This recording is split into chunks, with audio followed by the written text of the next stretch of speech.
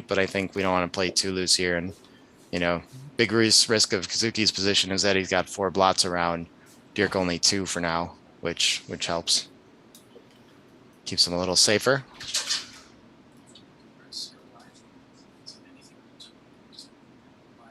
Oh, I haven't been talking on here? It's okay. Yeah, looked like it. Okay, cool. Okay. Hi, everybody. I've been doing commentary with myself for the last 10, 15 minutes or so. But we got started. We got Kazuki just sent the cube right before this, rolled the 3-2, Dirk fans, and 4-3 now. Playing on to what looks like a likely gammon. Dominating position on his side. Ace is going to come in and anchor up and save a lot of trouble for Dirk. Kazuki's still looking to pick up this blot on the 8s. Doesn't get to, yeah, I think this looks like a pretty natural play to block the bar point prime. Of course, would like to, 2-6 is a great shot. This must hop out. And now Dirk's got some real counterplay. I mean, it's really hard to escape that 5 prime. Kazuki's still dominating, but he's got some chances.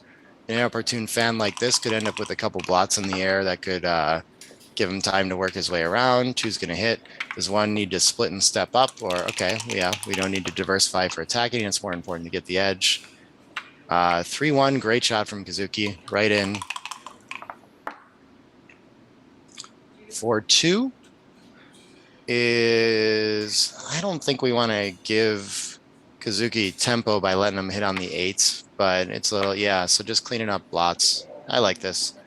And most likely Kazuki's next roll now, all it is escaping a checker, and then Dirk will be ready to attack or jump, something like this. Ooh, 2-1. This is not a good shot. Best thing we can do, yeah, must be to break the midpoint like this. We can't touch the 5 prime, that's for sure.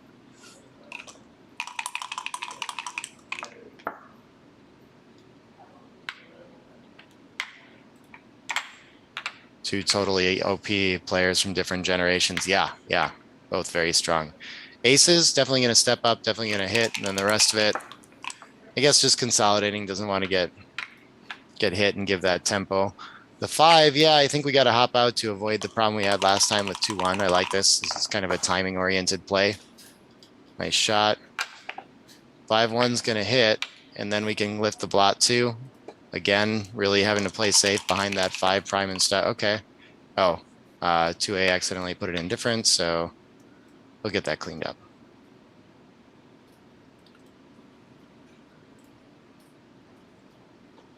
Oh, I think they're pausing for a second while he catches up. Cool. Did they get it? Hold on a second.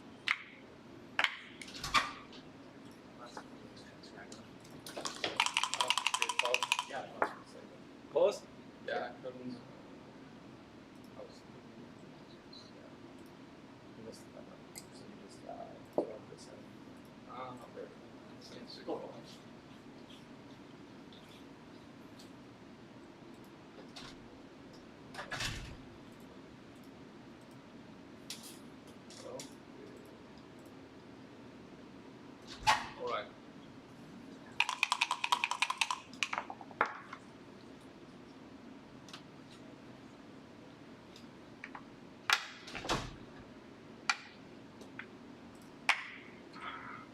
All right, for PR races, got to make sure we get that transcription right. Don't got to suffer through that the whole time. Toughest job in here, I think. Yeah. Oh, sorry. He had a PR of 0.0 all the way up to 0.32 now. Getting sloppy, Dirk. Okay, what an interesting game we got going here. 3-2, yeah, gonna buy a little time by pointing on head. And really hoping that Kazuki enters with some low numbers that kind of crack. 3-5 is going to be fine, though. He's going to keep hopping out. 3-4, okay. Yeah, I don't think you have the time to do this. I think it's really important to come out. If you get hit, it's not that big of a deal. And he finds 7-3. I'm not sure why here. Seemed like he had the theme for the rest of the game. He's got to see here, too, that 6s aren't going to hit him. They really want to escape the prime, especially with the racing lead here. And this is interesting, too. I'm not sure if I'm missing something, but 6-5, I don't expect to. Yeah, I expect the 6 to come out. I didn't see the tempo hit. I thought it probably just linked up to the blot on the 12. But this makes a lot of sense. It's ones are duplicated. You're not going to get in as big a trouble. And this can go really wrong, of course, if Kazuki enters with a 1. But it's just going to win too much more. And he's actually, you can see, a favorite after this play if he can find it.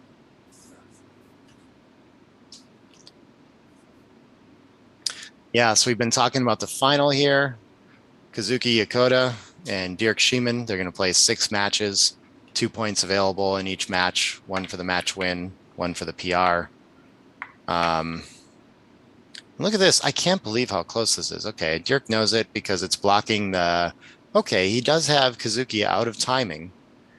And it's blocking the 6s out from the 24. So there's a lot of merit to this. So now if Kazuki can't find a 6 or a 5, he's going to crack his prime. And it just looks so natural in this game to come out. Yeah, 6 matches today, not 3, 6. And so it's entirely possible that it could be resolved in less than 6. If someone gets to 7 points before then, which could happen, say, match 5, probably not by match 4. Possible by match 4, but very doubtful. It could be over earlier. We'll see. We'll find out if we need a match 6 or not. Yeah, we forgot to click live. Sorry, guys. I was talking to people about Hoosiers and stuff.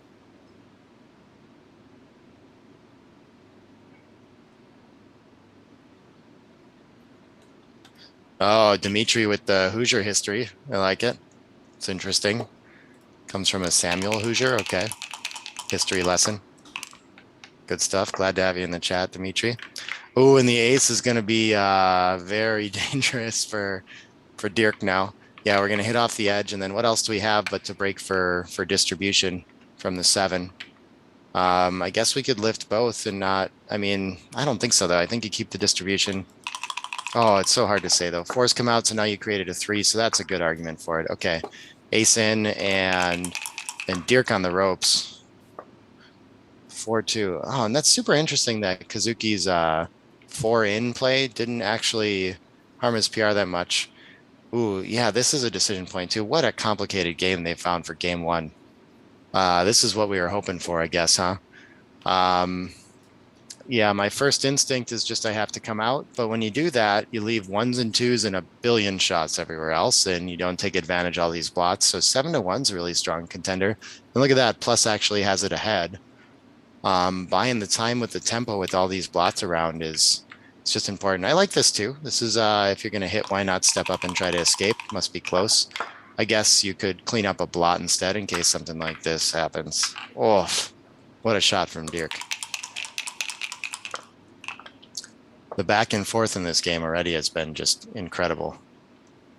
And now Dirk is in, got the tempo, got a checker on the bar, got a blot to shoot at with 6 back already. Disaster for Kazuki. And he knows he's too good already with that shot. And he's going to continue. Going to make the ace. Yeah. More important than hitting. Yeah, you don't want to give your opponent a back game. Actually, I'm not sure. Maybe I would just buy the timing and hit the blot on the 7. But he finds the pointing play, and it looks like that's correct. Great stuff. 2-1. Yeah, it doesn't underversify your number. 6 is still out, so this is great. And then any 2 you like. I'm sure he's going to find the best one somehow. What are we most worried about? He rolls 3s, comes in. Actually making the 11s better somehow. Okay. Yeah, I mean, I like the stepping up idea. I think it makes a lot of sense. Astro thinks Kazuki's a huge favorite to win PR. Cool. I don't know if either of them's a huge favorite, but if you're laying odds, I would take either side. So I'm happy with that. 6s. Just going to bring checkers around, I imagine. 3 on the bar now, so not too much worry about... Yeah, we can start bringing in. This is fine. However you want to do it. I think placing spares nicely on the 4, 5, 6 all makes sense too. Small little technical error there, it seems like. It's hard to understand the logic. XG is just so sharp at all these like tactics and situations like this. Someone says, why anchor? I don't think if you're talking about the step up 24 to 23, I don't think the idea was the anchor. I think the idea is that you have 6s and 5s out at that point. So closer to escaping.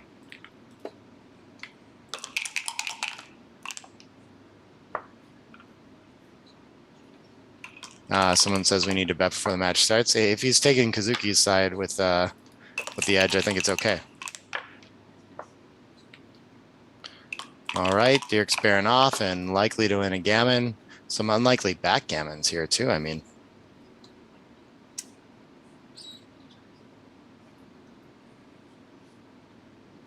So the natural play, I think, is just clear a point. But maybe we win more backgammons and have to think about that if we keep a point. Those are tricky decisions. Finds the right play. 6 in, regrets clearing it. Could have had a fan one more time, maybe. I don't know.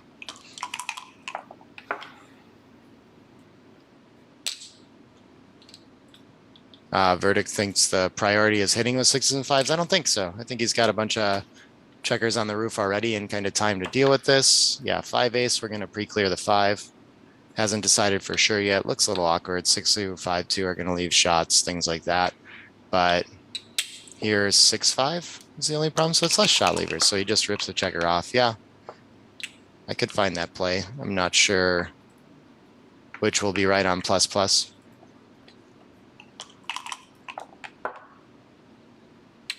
Yeah, unclear to me too, Thomas. I don't know. XG seemed to like it a little better. 5-1 out. And it's always kind of interesting to see like 317 leaked without a blunder. Not sure how that happened. Kazuki is mostly focused on escaping the backgammon here, just getting checkers out. His 4' is going to be a decent amount of structure to save him. So, oh, Mark says smash the like button. Okay, guys, you're required. It's the rule. We got a graphic with it too. Now you know. Thanks, Mark. Yeah, someone in the chat says it too. Okay, man. All of a sudden, this is very important to everyone, huh? Okay, I like it. 2s, we can either clear contact entirely, rip 3 off. Yeah, we got a lot of options. Are we really threatening a backgammon that much? Well, I don't know. This, I mean, kind of gives it up. Yeah, but just clearing 100% games, 100% gammons, probably worth it. Let's go for that.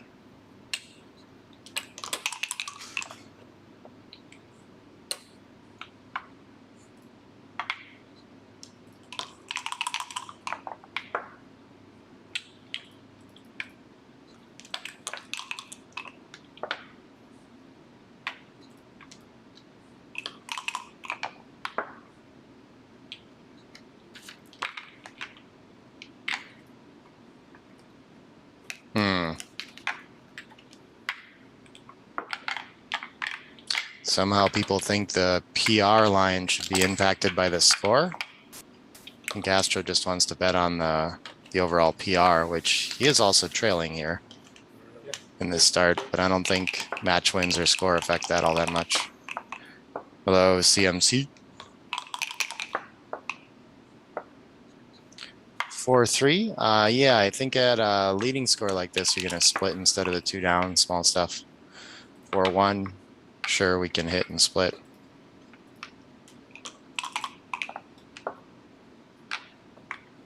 3-2 is going to hit. Okay.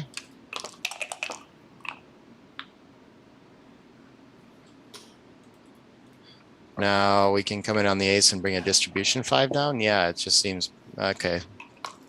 Yeah, we go for the major split in the slot. Could be a scorish kind of thing. That's a tricky one. Those are pretty close.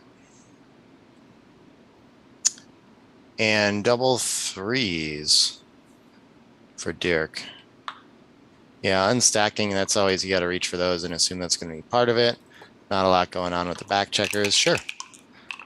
Let's make the 10 and the 3. If we can't anchor, that's a common play. Kazuki's going to hit. Nice shot. High in Switzerland. 4-1 is going to anchor and hit. We're in this early game battle for points and such.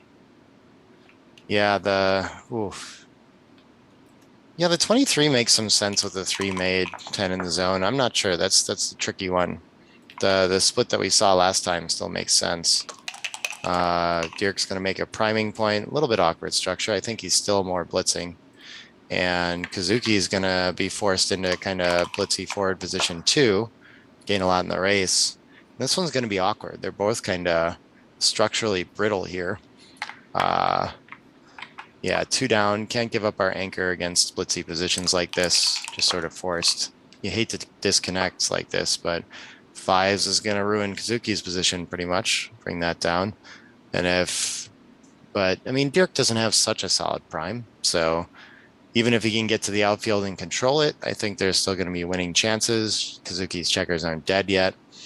Look at this. I was not aware of how dominated this is. This is like a money pass. Okay. And he's going to ship it at the score, and this is a sizable mistake. 7 away, 3 away. If the game's long enough, you got to just find the wins in there, that 73% range, kind of ignore the gammon risk. And that's why it's so hard to send a cube at 3 away, is that it's just rarely a pass until the game's actually settled. I think, for some reason, I imagine that Kazuki will see the life in this and take it, and sure enough, he does.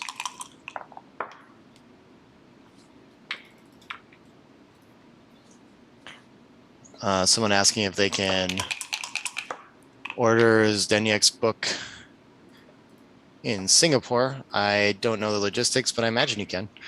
Stepping up to the edge is going to be look at that tactical play over making the 5, an opportunity to break the anchor and hit loose. It does feel very important to get moving, even though it's really nice to make the 5 point. Not sure I would have looked at stepping up first, something like 24 to 20.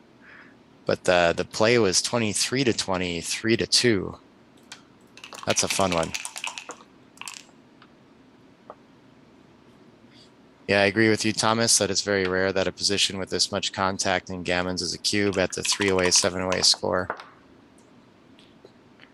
I think Dirk knows that too, so I'm not sure what he saw in this one. 3-2, yeah, we got to get moving. Why not clean up a blot too?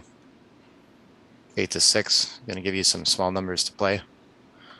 I'm not sure what else you'll be seeing. I mean, our other option is to leave a blot and kill a checker. Yeah, I agree, CMC. Very unexpected cube from Dirk. He saw something. And now with this shot, yeah. Yeah, how do you like this? This is what happens when you send these cubes. And he missed a cube with 35% winning chances. Now that he has 50% and threatening some gammons, massive redouble, massive pass. And I would understand that in 50-50 or even close to it, that you can send the recube. Dirk's tape point is sky high. Gammons go one way. Gammons win the match now. So it's a really risky take for him. So, and you're already so close to losing. When you lose 2 points, you could lose a gammon yourself, that you kill the gammons when you send the cube back. Lots of reasons to get rid of that as soon as you can. But I mean, these are not positions that we look at all that often, this particular score recube. So I feel like even though it's a 391 pass now, it's going to be a complicated decision for Dirk if Kazuki can find the cube. And it's not even clear he's going to find it. I think he will. I think he can evaluate that. Yes, he sends it, and he sees that there's a lot of work to do, but he finds the pass. Okay, that's a nice job. Maybe he has regrets, realizes that he sent a bad cube there. Not sure. Yeah, I agree it wasn't clear that Dirk will pass, but he found it pretty quickly, so that's good work.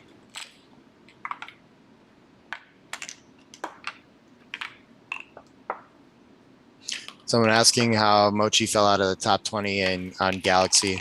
The stats there really have a lot to do with how much you play there. He's not on as much.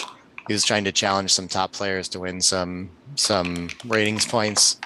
Got beat up by some of them, some unexpected ones there. But yeah, I don't know. Just takes time and matches to generate ratings on there. That's what I think.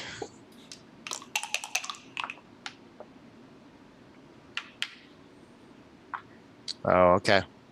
Someone in the chat saying website only allows orders to US and Europe. I'm not sure we can do anything about that, but I'll ask people. Four is okay. Gonna consolidate 6-5 escapes. Dirk has a nice racing position. Exactly what you want at a leading score. Just a simple holding game. Looks great. Yeah. This looks like a natural play. Not sure what XG is doing with 8-2. Fine though. 5-3. Yeah, we're just trying to bring checkers down, get into a point where we can clear and race if we should get so lucky.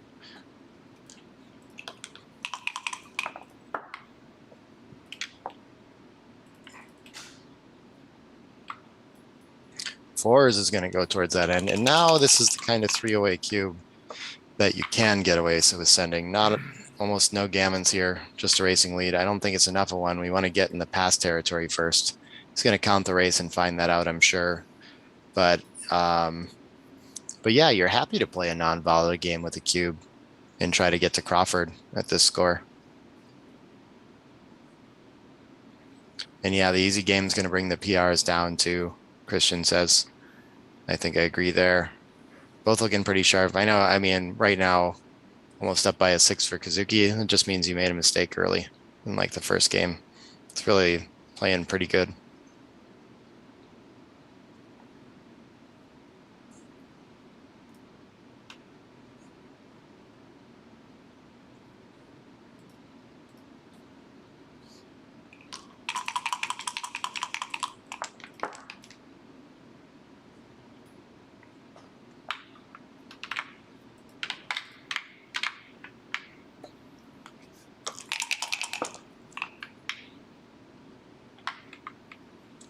Six one, yeah, we're just gonna keep, either. I mean, with a close race, Kazuki actually can't focus just on structure in front. He has to make some plays that are nice for the race too.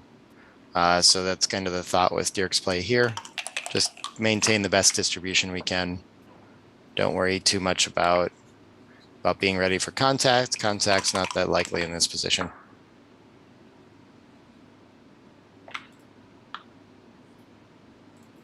Six is going to come in, having trouble finding aces. A little bit wasty. Fives is going to run to a dead even race. It's going to come out to the 15.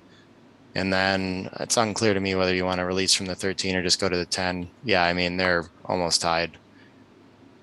And yeah, he's slight favorite. I guess he has a little bit better distribution. So in a dead even race, he should break contact because Dirk has this open 5. And he does not have that problem. So small advantage for Kazuki there. Dirk is going to start fixing that with the ace, 6-5. And someone's going to have to roll better here.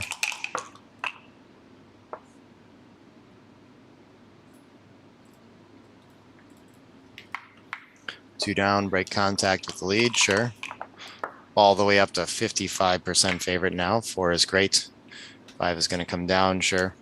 Could have put it on the 4 as well. 9-4 looks like a nice place for it, but this is great as well. 2 in. Kazuki gaining a little bit of ground roll by roll here. 6-5 is a nice response by Dirk. Not sure why you would play to the 3 here. I think the 4 is a higher point. You like it there. Feels a little wastier down on the 3. I don't know.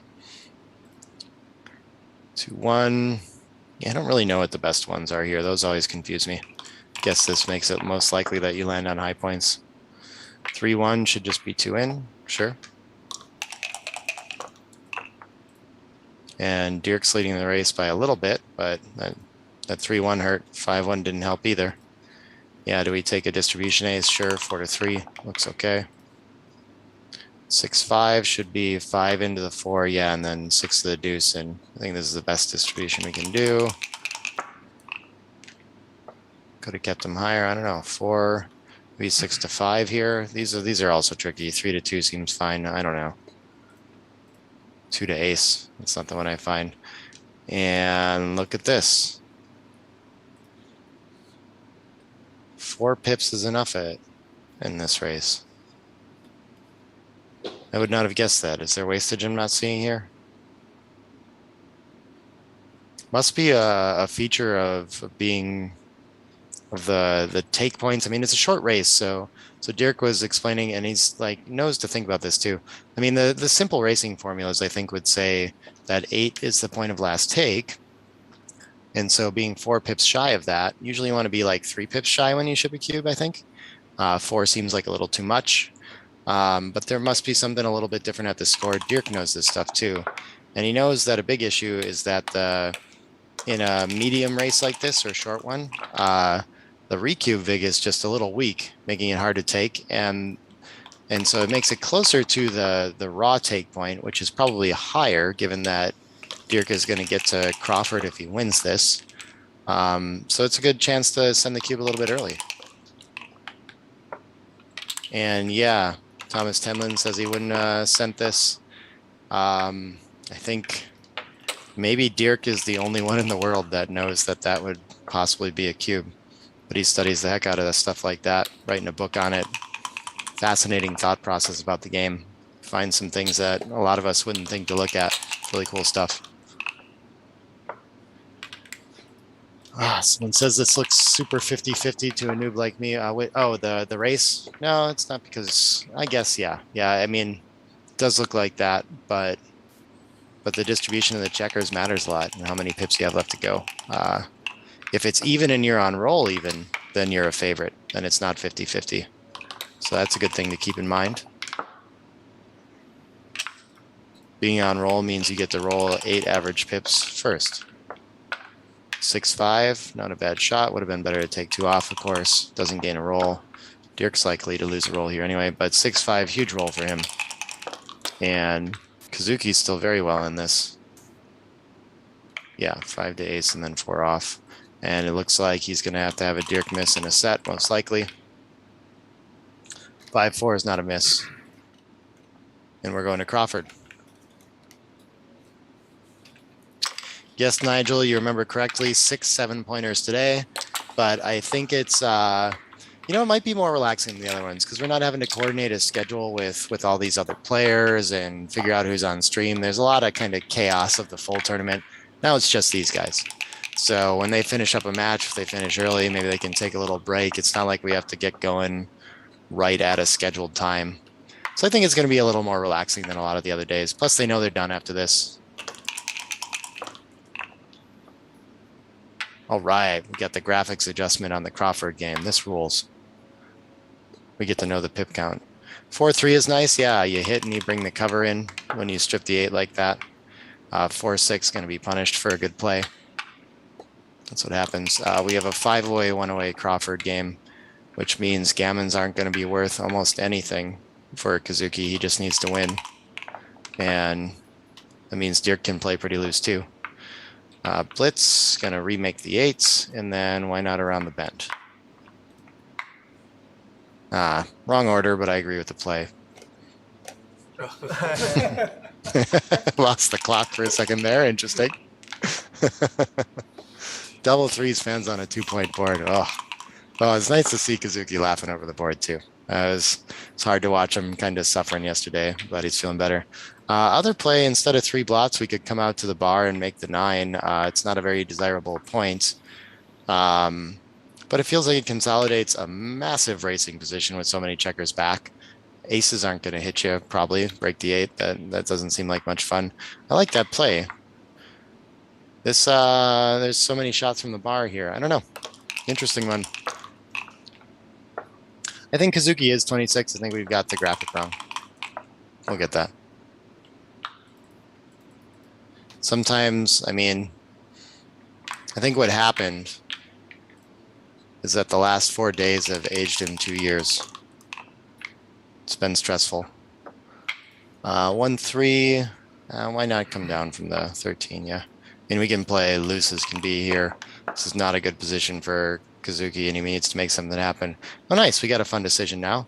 Do we want to hit in the outfield or just make the prime in front of all those checkers? Prime's probably got to be pretty strong. And I mean, why not just come out and challenge the bot too?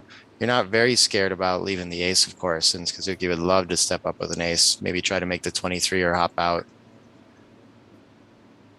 Kazuki was playing better when he was feeling ill. I mean, wouldn't that be something if that was the case? But I don't know. I think he's playing great today too. And did he just find the best play here? I think he did. I like this. This is not necessarily an intuitive player position. Kazuki can come down and hit and hope he can make a back game or try to make a priming point. Who knows? Maybe your 3 prime holds.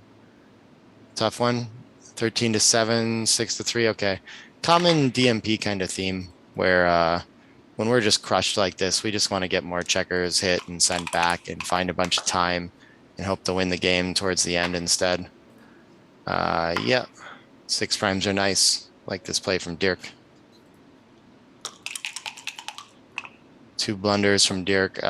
You can see in the equity that the 23 point was not a blunder, but I understand that you really did not like that play verdict. Just the cube for him. And just a missed cube for Kazuki, I think. So yeah, playing pretty sharp, but yeah, Kazuki's made a lot of inaccuracies along the way with the checkers, it looks like. 4s, here we go. This is why he made the bar point. Every now and then you get lucky in your 3-point holds, or your 3 prime holds. Oh, Kazuki is 26 now. Okay, things change. Yeah, I like this 7-1, 7-4. I want to hit and get hit back. Maybe he hits with an ace-6, gets forced to. No, there's 6. You don't want to break a point. I mean, your only other play is 7-1, 6-3. Just possibly let him escape, but maybe you get lucky and he comes in deep and has to break his prime when he unders too. If he rolls like 2-5, 3-5 from the bar, something like that, the bar point's going to go. So you got to take this tactical chance. Look at this on plus, it actually likes 6-3 better. Maybe there's more problem numbers when you're in, but I really like the idea of trying to make him enter deeper. And Kazuki looks like he's going to find this a little bit technically better. CMC is waiting to like until both players are sub 2. It'll happen. I guess we can wait with you. Dirk is still 51. He's been relaxed and cool through the tournament. Not aging a bit. Yeah. Either of these plays are fine. You can see over on the right that this play obviously gets gammoned and backgammoned quite a bit more. Why you'd almost never see it for money or anything like this, but Dirk only needs 1 point, so who cares if he gets gammoned? He can afford it. Dirk is timeless, yeah. I think that might be true. I do commentary singing. You're making me embarrassed now. Might be funny though. Maybe it's worth it. 2 in. I guess we can play bigger than that and step up and make sure that 4s don't crack us. Huh, that's funky. I really don't want a second checker back to deal with though. And am I sure it's not a blunder? Yeah, if you look at the statistics of their overall PR, it has not registered any checker play blunders for Dirk. So as far as I can tell, it's not. Maybe plus changes the mind. This should make 2 points. And then we just pray that Dirk crashes more.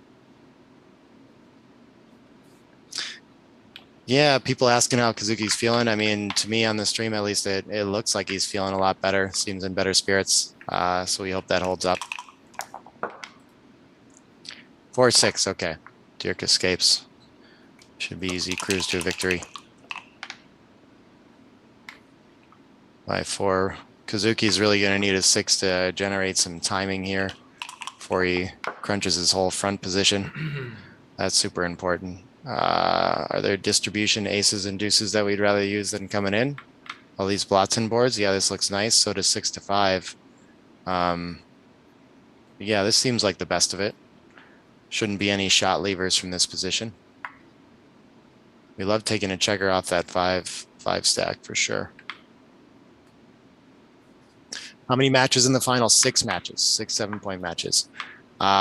Really, conceivably, the 2 points available in each match. If someone gets to 7 points by the 4th or 5th match, really unlikely by the 4th, but possible by the 5th, then that would decide it. Wouldn't need to keep playing. But yeah, 1st to 7, I guess is the way to think about it. Who is operating the switcher? I don't know what that means. Okay. Oh, we talked about glad people like my commentating and voice and stuff, but it is conceptually pretty funny to think about a backgammon audiobook since the majority of it is positions. What would that even mean? How would I describe this position in an audiobook? I think it'd be hard. Makes 2 points, makes a lot of sense. They're very close plays. Yeah, to the 6, and then it seems like you just rip them. I don't think I guess you can pre-clear here, but I think you still have a lot of shot levers from here, maybe more than if you just left the check around there. But in a DMP game, maybe clearing first is safer and wins more. I don't know. I would have taken off. Yeah. 5-4 punish. It looks like he was right too, but still gonna call it a punish. Kazuki brings a direct cover for that open 5-point into range. What was the rule? 6-5. Yes. 6-5, right? Yeah. I was also. Christian doesn't like making the deuce. I don't know, there's a blot there. Understandable. I hear you though. More important to make a higher point first, so I wouldn't have thought to do it either, but they're very close, it looks like.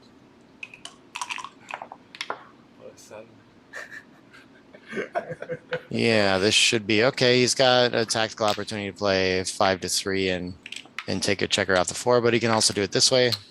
So yeah, why not? Both pre-clear. I don't know.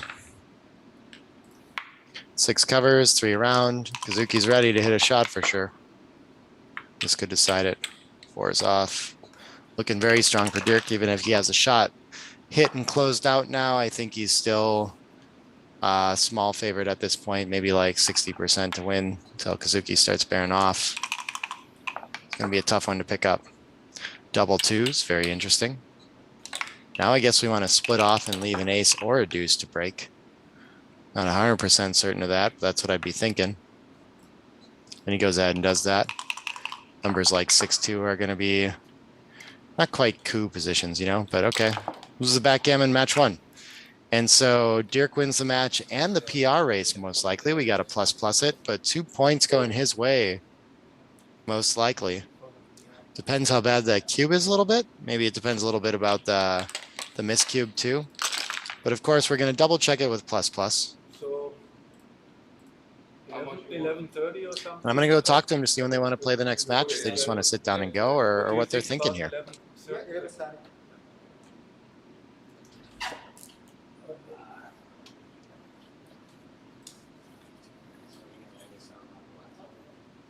I'm sending it to someone.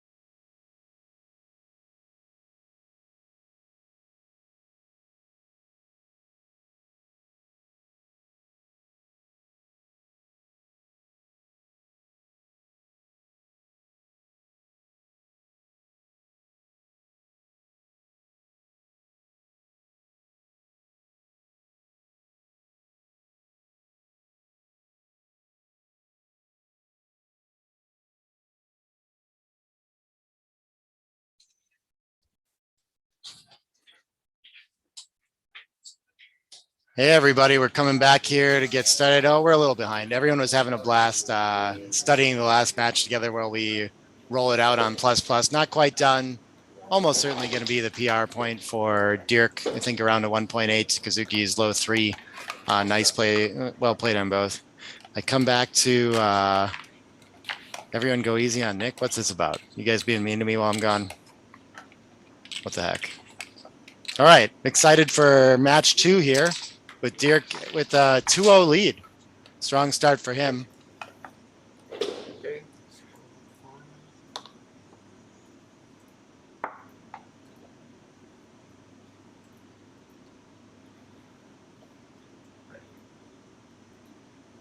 Someone asking if Kazuki played 3 rounds against Ali Baleen. Yes, that happened, and ended up edging him out on the PR race in the final match by the finest of margins.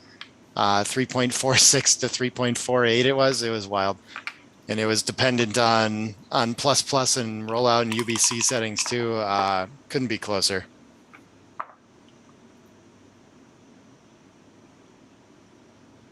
Nigel enjoyed Ryan's commentary. Maybe we'll see him in here again. Audiobook with graphic supplements. Okay. Yeah, Nigel, we were looking over that play you hated, the ace deuce. And yeah, slight, I mean, it was like 0.04 or something like that. Yeah, we saw in plus plus. Everyone's surprised by it and finds it very difficult. So we all have something to learn from you. Oh yeah, this is tricky. I guess we make the 5 for sure, but we probably want to hit with it. Is that better than making the bar? Unclear. But he's gonna go ahead and hit. Yeah, I guess pretty clear. Nice to send a checker back. Double 4s. Oof, where's the last one? I guess it's gonna be 8 to 4. Yeah, 2 down looks very nice. Well, this is kind of ugly. Very impure. We don't like to do that, but it's what we've got. And Dirk with a positional advantage here. Sure, he's got to leave it direct either way, so why not hit? And then any ace you like? None of them look very good. I really don't like the 24 to 23. You'd rather have a 6 to spend back there. Maybe I find 6 to 5. I don't know. But sure enough, this is okay. Okay. 3-6 is gonna probably split out past that slot. We don't have any, I guess, unless we're gonna hit and try to prevent Dirk from covering, but we have to break a point to do so. This is a thing too. 4s already cover. Pretty solid duplication here. But after that checker escapes, I mean, the race is close enough that we don't really want to have the 24 anymore. So I'm kind of looking to fix that off the bat. Maybe it's too much though. 6s come down and hit if you split to the bar. So yeah, I think we get too many hit and covers. This is plan B. Oh, it looks ugly. We hate giving up the 9, but maybe tactically it's called for. Yep. We can see here just coming out is a little bit better. Right now, your opponent's kind of nicely limited in primes on that. That point has the most structure in front of it. So yeah, I think we're just going to come out to the 16. I think I'll find this. Let's see, we're going to catch up some.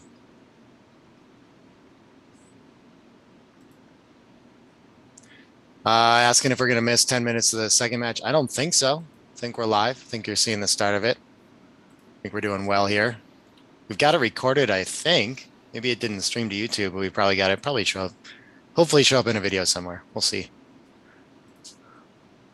You guys didn't miss all the action anyway.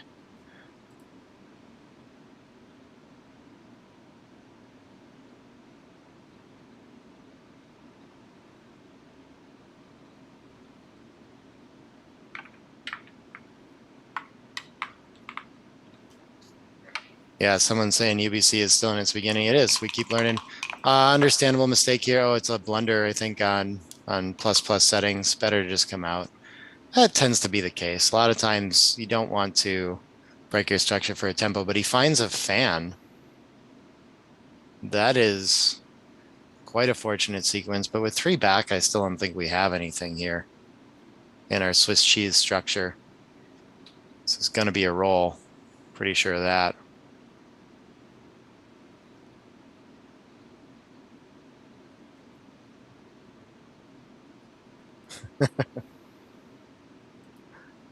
Look at this, and this is much closer than I thought. 32% gammons with all these What is this? It's only a third blot around. We don't have that much board, but I guess we have 10 in the zone is a big feature of this.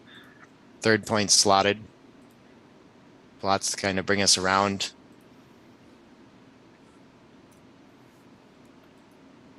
I wouldn't be thinking about it, but he's right to. 0.06 is close.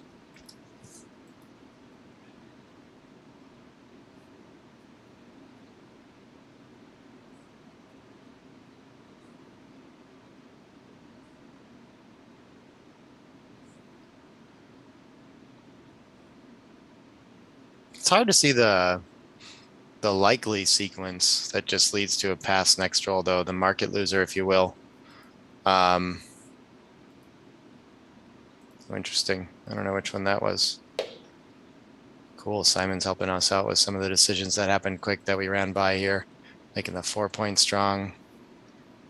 Yeah, but so if we think about what's our best roll, a hit with a 3 or 1 and a cover with a 6, 5, 3, 1. Okay, not a huge mistake. Dirk's going to find an easy snap with this, I'm pretty sure. But so after that sequence, I think we probably still have quite a bit of life. 3-2, what's this going to do? He's going to cover and hit again. Okay, so I didn't see this kind of sequence. I guess this is a good reason to it. You're going to have 2 in the air a lot of the time. When he hits back on the deuce, yeah, this is a market loser. Okay, happy he sent the cube now. 5-3, sure, let's get another checker. I guess you're kind of happy to cash after that sequence anyway, though. Since this is still going to take a lot of work to win, much less win a gammon. I guess if you win, you're probably going to win a gammon. It's one of those games. But okay, we're going to fan on a 3-point board twice. Tough for Dirk. That becomes a 4-point board. Still only 10 in the zone. It's going to take some time to get material around for this closeout. Entering on the ace is very strong. He'd love to make the 24. Has a ton of game if he can do that. And it's hard for Kazuki to attack back there. Yeah. So getting that checker in range of the 24 to at least make the bar point if he can. That's going to be good. 2 in the air, so no real returns.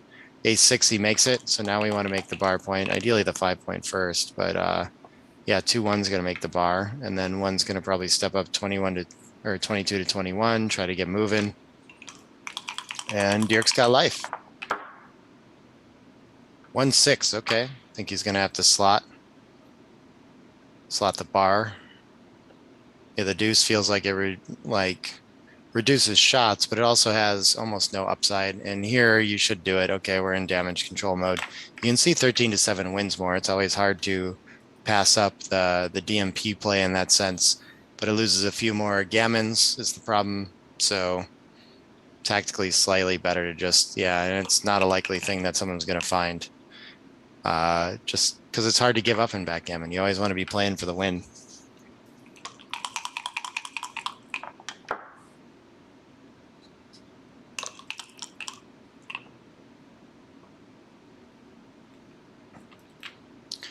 Thomas says if Dirk fans, it'll often be a pass. Yeah, could be. Also relevant how big of a pass it is after that cube. Sounds like you're an advocate ascending though. And we've closed the 5 gap. Kazuki's structure is perfect. Even if Dirk comes in on the ace again, he'd probably rather wait a little bit and start. No, I mean, he's going to lose a lot of gammons here. So, but he needs to not crash and have good structure when he does come in if he wants to be able to win. But a lot of gammons when Kazuki wins in this position for sure. And there's a checker blunder in there somewhere. I'm not sure I remember what that was.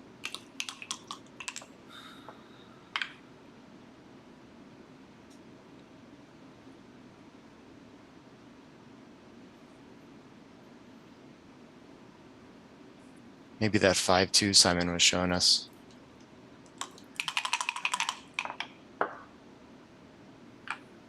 One 6, not a good roll. Quite unfortunate. I don't think we can afford to leave the ace up top. Yeah, so we got to play deep to the 2, which is not the most efficient use of our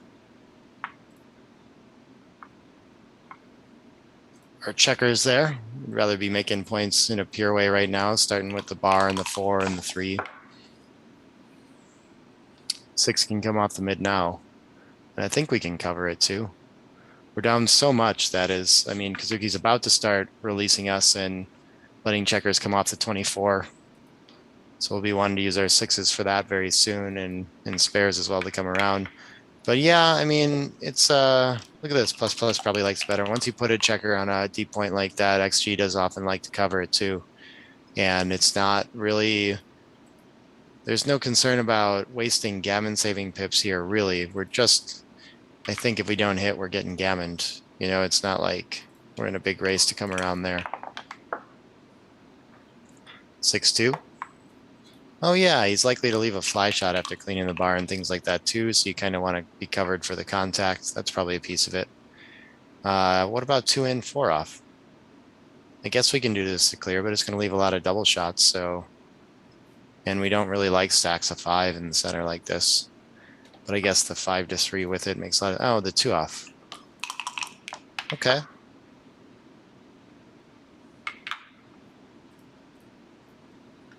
Ace, no, we have the 8. We probably want to advance to the bar or something like this, or whatever we're going to do. Don't really like the 8 and 2 together, so we should break the 8. Yeah, this looks fine. So they're all small tactical decisions. 5-4, 2 off, very nice. Next 5-4 isn't so much fun. The 5-1 still counts, I guess, because I rolled it. Oh, we're pausing. Okay, got to catch up somewhere here. Still counts, probably. Yeah. Aces are tricky. Got it. Oh, I played 5-1. Yeah, at the start. Yeah, CMC a little bit surprised by making the deuce too, but I think it had a lot to do with that likely fly shot. I'd rather have not have a blot there. One too many here. That's something that I've heard. Dirk and Mark is a person that thinks about that a lot too. So my time. Starting position is Maybe you should double check with because before we do anything wrong. are we looking back at the recording? I think there might be a question about were the aces legal? I think they were. I didn't notice it if he played too many, but I wasn't looking super close at that. All the wizards in the chat didn't notice anything either. But we're going to take a second to figure that out. Of course, super important in this format.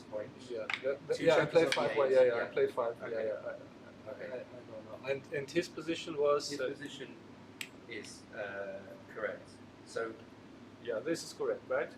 Now, if he rolled a 5-4. So does it stand? Yeah, I mean, I'm not making the rules. I know. Yeah, so I think we have to play legal. Kazuki's roll stand after double 1. One too many. Okay. Yeah, let's go. Thought he played 5 aces. Yeah, we got people seeing that too. Let me go. Don't want to do anything wrong. I mean, this. So the question is, does Yeah, I saw that. does Kazuki's roll stand? I expect that after we made a play after it, right, like and a roll, that it should stand. But I think we should probably find Mark and double check. Yeah, because we don't want to. Yeah. Sorry for that. You didn't see it either. Yeah. No. I always worried that I thought I made a mistake with the. Yeah. No. It was my mistake. Sorry about it.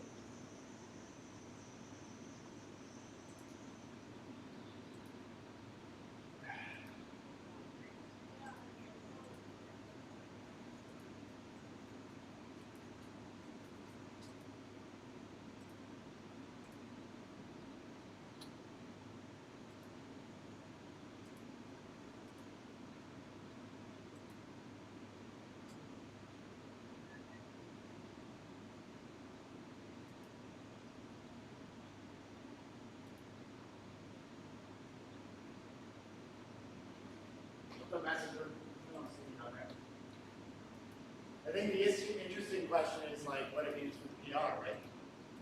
Yeah, illegal moves don't count for the PR. Yeah, I think typically they just don't, but Yeah, but the question is, if I have to play legally. yeah. We should have played it, but I don't think we can rewind at this point. You gotta see So it's a possibility we enter the illegal move. Yeah, but You remember okay. when we remember the illegal move? You wanna made try 12, this? 10, yeah. 8, 7, I played. Yeah. Yeah. I think I played 5 threes in the match against you.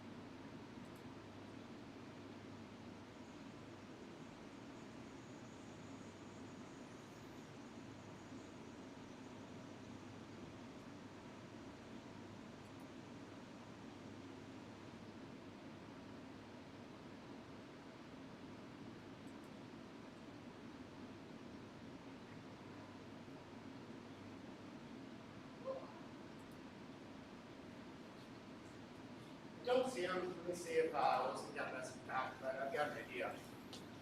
Did you hear from him, Wilson? No. So my ruling would be that because we made 2 moves past, that it just stands. Yeah, I would say so because it's I think unfair so. to him. He rolled a good roll, and Yeah. yeah. So then that 5-4, I think, is a good roll. Is it a Yeah. good roll? Yeah, I think so. I think so. If that's Do- okay with you both, we can Do just you like that. your 5-4? Yeah. Yeah, Yeah, if that's then- okay with everyone, we can just move on from there, or we can wait for Mark to confirm. You know, we can. But I think for that's me, the it's right way okay. to For play. me, it's okay. I'm okay. Okay, cool. Okay. Let's play with it as then.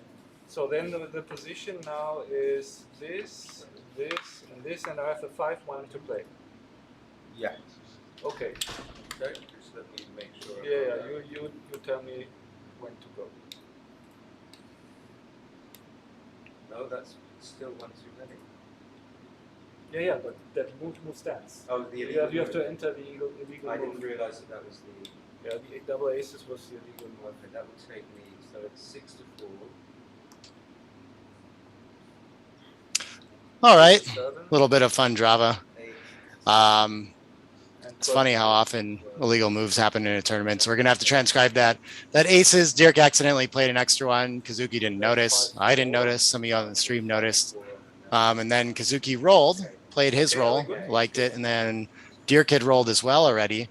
So I think typically in tournament rules, you know, if you make it a couple moves past where you can't rewind it without undoing other moves too, then you just play it as the illegal move stands. And so that's the ruling that I suggested out there. Both players are fine with it.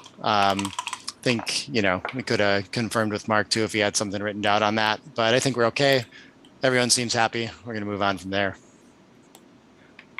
But yeah, I think when people start transcribing matches, if they haven't done it at tournaments, they're surprised to see how often illegal moves show up in their transcriptions. But it just happens all the time, you know, especially after this many days of backgammon. Oversights occur. I don't think anyone's trying to, like on that aces, did he gain edge on that? I don't know. Probably not. I don't think anyone's trying to make it happen that way.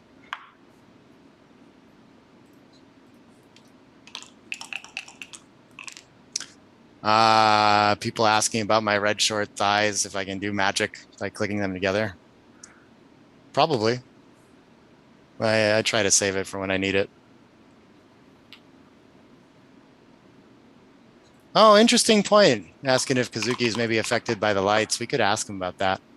He didn't mention anything. I think he would have asked. You know, I mean, I don't know. He's obviously suffering, so a little bit. But I think he's doing well today, really. He doesn't look like he's in as bad a shape. Also, for whatever it's worth, I think when you have an illegal move played, the way that XG treats that is as, I think, 0 equity, 0 decision. So I guess, you know, maybe a little bit of gain. This is why I was kind of most concerned with how to correct it best, is that it will mean that one decision is kind of passed on. You know, I don't think it was a big one where he could have made a big mistake, didn't like blunder it or anything like that. So very unlikely to affect the PR race in that sense.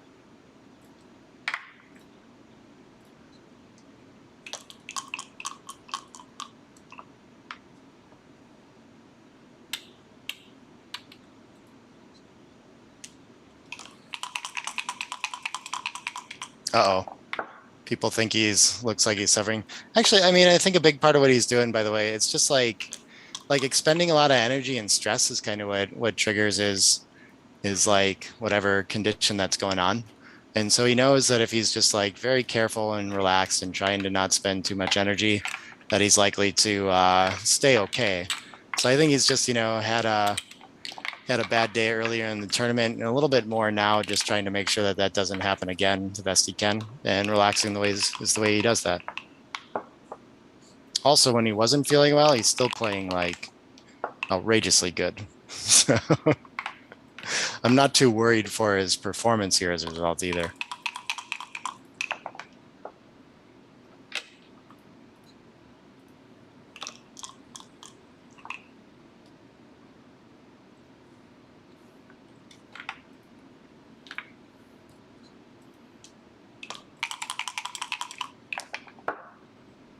Thanks, guys, on the resolution of that one.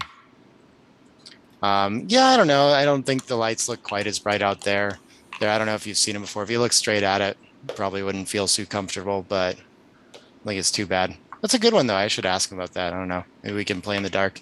That can be an issue too. I mean, it's really dark up on the stage, so if you don't have it well lit, it's probably actually harder to see the checkers and things like that. So I expect this is probably best case scenario for Kazuki. Okay, so this time Kazuki off to the 4-0 start, and he's stuck in this kind of blitzy position at a leading score, which is not that efficient, likely to get too good before he ever has a cube kind of thing. People asking what's wrong with Kazuki. I don't know. I've struggled with like how much I get to talk about that too, right? It's like people's personal lives and stuff like that. But I think it's like a little bit like a panic attack kind of thing that doesn't happen a lot in his life, but it happened on one of the days of the tournament. He's not really sure what the source of it is. It's happened like a handful of times in his life. And I mean, it's just like heart racing, feels kind of ill when it happens. So he's dealing with it the best he can. And of course, seems to be performing at a really high level while that's happening too. And yeah, we can see cube action on this, even though this is like monster pass. I don't know, maybe too good at a normal score or something like that. You can't send it when the gammons are the reason at 3 away, 7 away.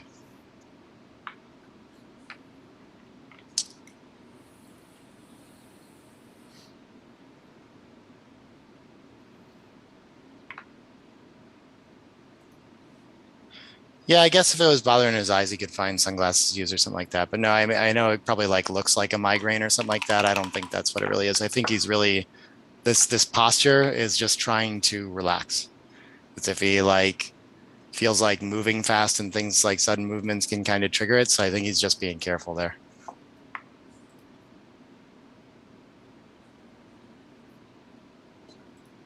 And I see all to be concerned though. Feeling for him too. 3-3, this is going to hit. First instinct is to make a board point. You actually want to switch off the 7 when you have the ace made because they don't work well together. It's making the 4 must be the best new point. But do we want to try to play a blitz and switch 5 to 2? Probably too impure. Oh, he doesn't see it here. Yeah, I really think, there we go. Finds it. I think if we're going to make a new point that this is the better one. Look at this, the 5 to 2 switch. This is kind of, I had a gut feeling about this. We're playing a blitz. Don't let him anchor on the deuce, especially when you made the ace behind it already. Him just coming in, you've got plenty of material to deal with it. And so oversees this.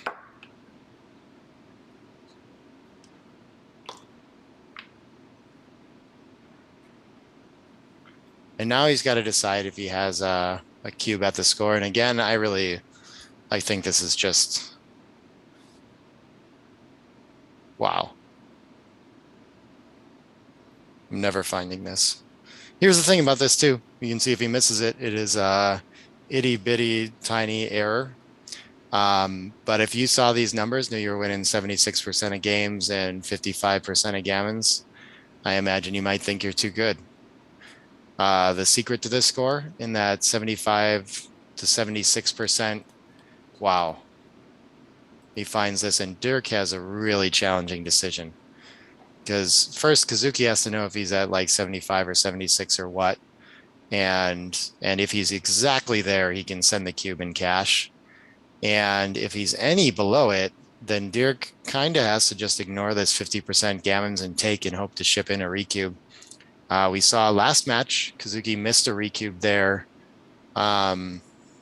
To 4 when he had 35% winning chances, just because you can cancel the gammons, make them your way, big swing. Dirk does find the pass, large one at the score. Doesn't think he wins enough. And wow. Now they're just showing off. Good stuff.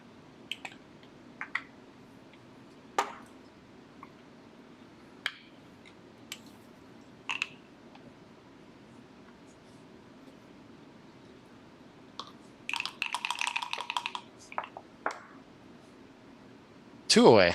Now he's really just not going to find a cube, I think. We'll see. Unless he gets to end game. You know, races and things like that, you can actually maybe even cube a little earlier. It gets very technical down there. But if there's gammons present, as soon as you send the cube, they go from being worth something to worth nothing. So it's hard to find the scenario where you want to cash instead if it's not like broken contact and everything like that.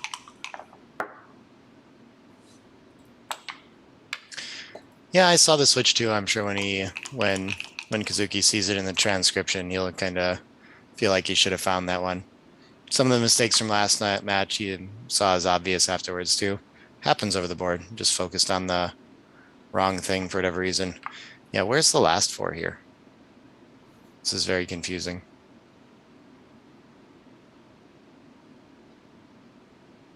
I guess we could slot the interesting. Okay. Okay, this is something. Keeps fares on our midpoint. I like this. And my other idea would have been to make the 9 and slot the deuce, I guess. Will seem okay.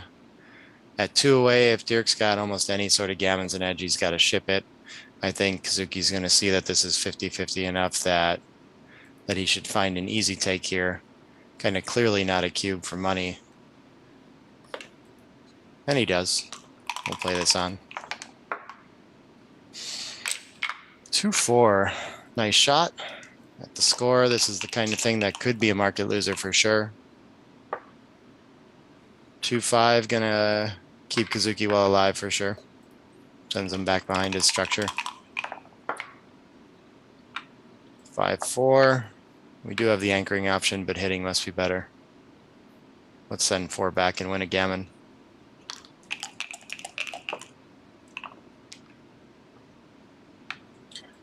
Yeah, CMC is saying that Dirk looks like an amazing competitor for Mochi. Yeah, they almost maybe similar composure and styles in a way.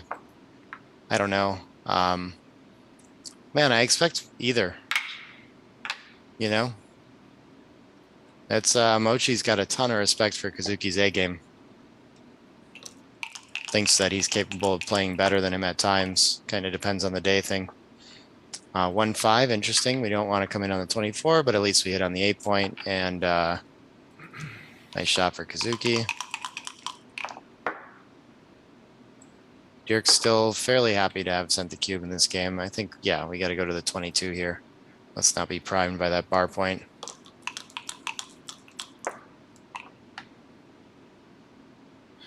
People asking what for money means. That means when you're just playing not a match to a number of points. You're just playing that if you win, you go up a point and your opponent loses a point to you. So +1, -1 and all that sort of stuff. Usually there's cube action rules there that you can't win a gammon unless you've sent the cube, the Jacoby rule. But just when you're like playing for some stake. And money games tend to be a very strong reference for how the rest of backgammon behaves. Like how these match scores should act. Helps to know in reference to what's going on for money, and you can kind of adjust from there. And a lot of normal match scores, 0 to 0 to 7, for example, are going to behave very similarly to money as well. There's no cap on the points for money is like a big difference, right? So if we get a cube up to 64, you can still get gammoned and backgammon for the same value as though the cube was on 2. Nothing changes much. In a match, of course, very different. 6-3. The spare on the 4 is a little deep, so we're looking for alternatives. Maybe we can just clear a point around. Tricky. I mean, I think they're all probably fine.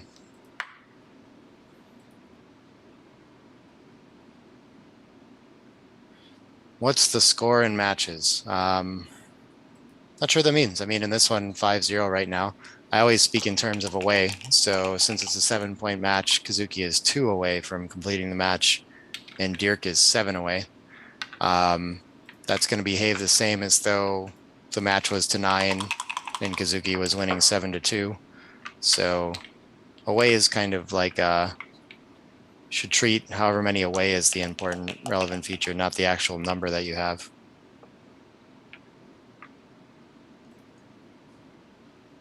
Reese says he loses a lot of money at backgammon. That's too bad. I would never do that. I don't feel bad for you.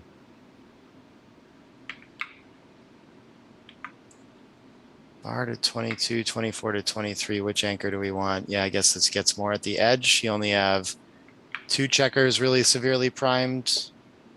Or sorry, 1 checker instead of 2 here. This feels like a back game play, but the race is even, so we're just trying to get moving. Questions about what the prize in the contender tournament is? I think it's much less than last year. I think it's just kind of whatever is left over in a sense. 6-6. Complicated roll. We're gonna, have we moved any of them so far? We've moved 1 out. Yeah. So link. And now 2 more. Do we want to come in direct range of escapes? I mean, this is like the back game play to kind of untime him, but it's actually really close and he's happy to hit and escape with tempo. Not enough going on. So I think we probably just release the midpoint and play safe. Unless we want to play, we don't want to play to the deuce either. Yeah, I think that 14 blot needs to stay. We need to find a safer play. But this is, I really think this is what you do if you think you're playing against a 1-3 back game. You need to find that there's no timing for that. So, yeah, we can see 20 to 14. Okay, actually to the 8 and the 4 though, this is a very close play. Interesting. Very interesting. Someone asking the head-to-head score between Dirk and Mochi. I'm not sure. I mean, like they're not playing each other. They haven't played yet. That's in the future if Dirk can win this.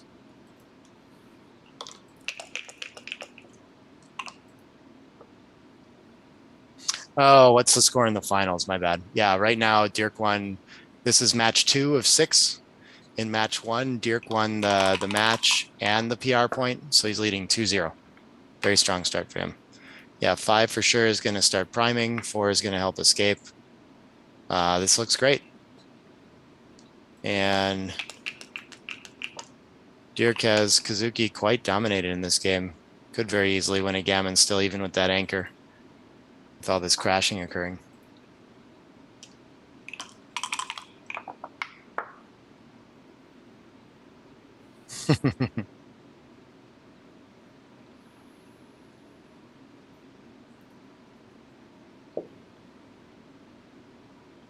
Yeah, Reese, thanks for the clarification, but I still would just not lose the 64 cube, man.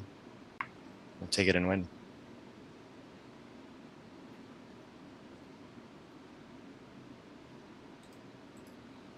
Actually, if I remember, I think I've seen a couple like 32, 64 cubes in my, maybe like 2, and in the 2 I'm remembering I lost.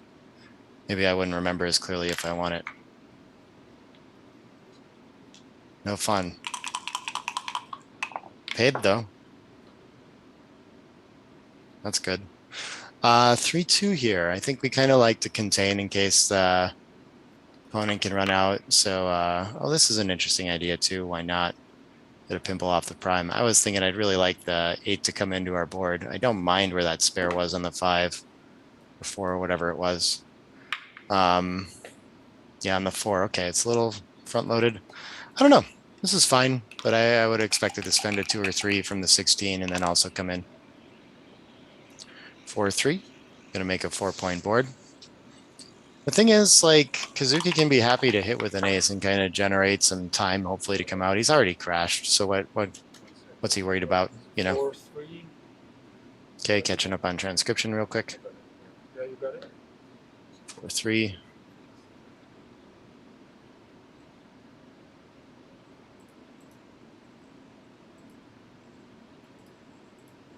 Dirk manages time better than Mochi, it says in here. It might be true.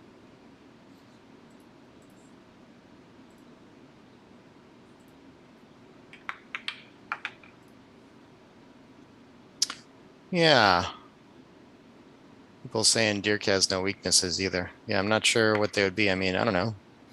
Guess he's human like everyone else. He overlooks plays sometimes or has some other idea, doesn't get it quite right, but can't think of like one gap. But I mean, I don't know. I guess I'd say the same about Mochi. What part of the game does he just not understand? Maybe he likes to take a little too much. This is interesting. Maybe we should actually play 11-5 just in case the 3-4 occurs against a 4-point board. You know, you could end up dancing and end up in a in a precarious spot here. Cleaning up the 3-4 entirely is an option too. That makes sense. And 10-4 is better than 11-5. Interesting. Okay. So if we're going to play safe, let's play really safe. Let's not play in the middle. Interesting. Dirk versus Mochi on YouTube 2 years ago. Oh, cool stuff. Link it. We can see what the match would be like.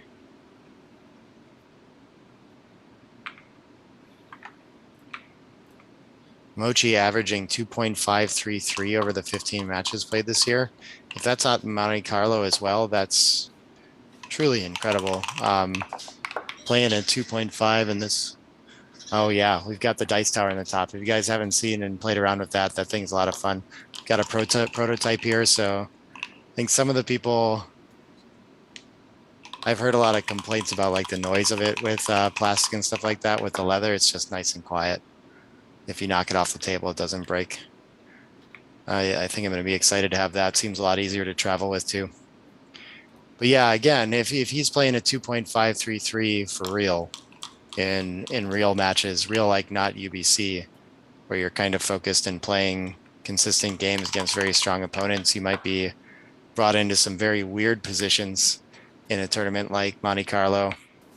Still holding a 2.55 or 2.53. It's pretty crazy to me.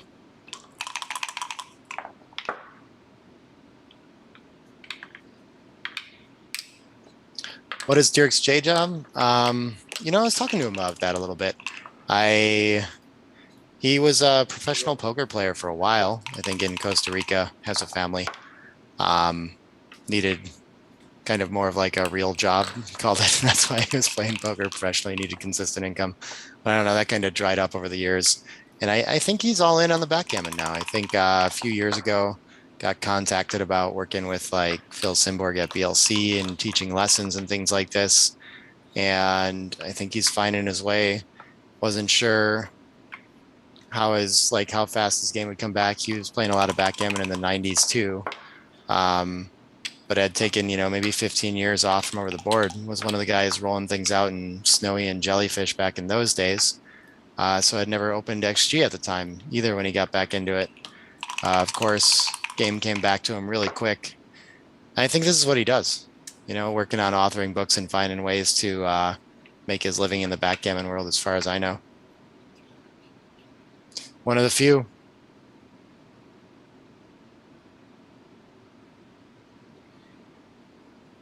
Mochi's current average at BMAB is sub 2.52. Yeah, that's out of this world. Look at this fun play. 4 to the T twice, 1 off twice. Wins more gammons, wins more games. The most games, 100% things are the switch and the 2 off like he's looking at. It's hard to pass off something like that, but you can squeeze a few extra gammons out of it. That's really interesting. It's hard to see, very hard to see that you might have to fight for that when you're up around 90%. So very understandable mistake here.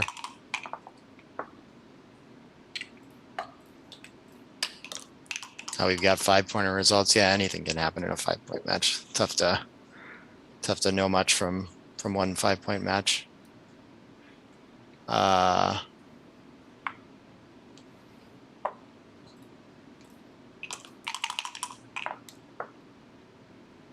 Okay, we caught up on that. A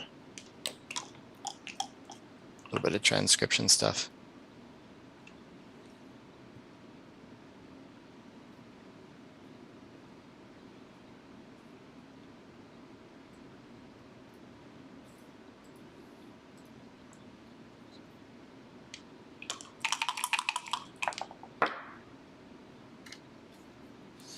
All right, Dirk wins a gammon.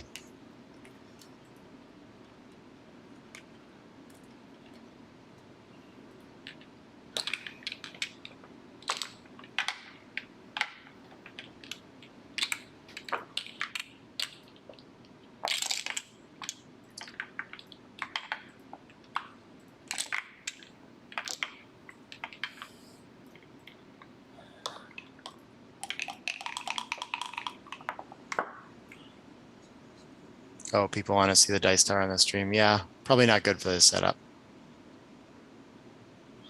3-2, Dirk has to think about his opening, but at 3-way, 2-way, I mean, must be 2 down. Are we waiting a second on the transcription? Oh, we need to. He likes to split instead. They need to center the cube, of course, but they'll figure that out when it comes up, I think. But I can go remind him if it gets confusing. It does get very awkward when you get in the middle of the game and you reach for the cube and see it's on your side, and you try to remember if they did send it to you already. We should correct that though. If Wilson hears me, go over there. Otherwise, I'll come out and help. Definitely don't want to run into confusion later in the game. If it caused someone to miss a cube, that would be a really big deal too, you know? All right, one moment.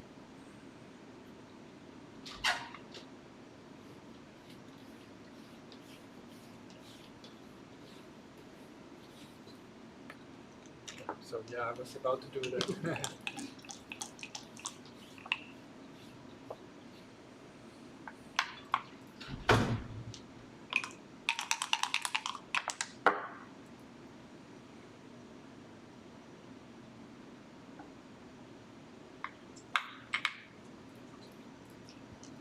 All right, all better.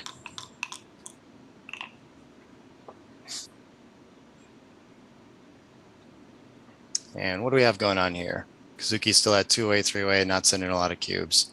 Does have a 25% take point, Dirk does. So sometimes in races, you can cube a little more aggressively. Escape to a race, has this awkward 6-2 to play. What can we do? You'd really like to play it pure, slot the 5 or something, but maybe if with this racing lead, yeah, your best is just reduce shots. So uncommon that that's the case. Puts a little pressure on that ace point block to get out of there too, but yeah, why do you want to leave a double shot in this spot? This is it's difficult to be this stubborn about your game plan. So I won't be surprised if he finds a blunder here and plays more pure than that. I think a lot of people would.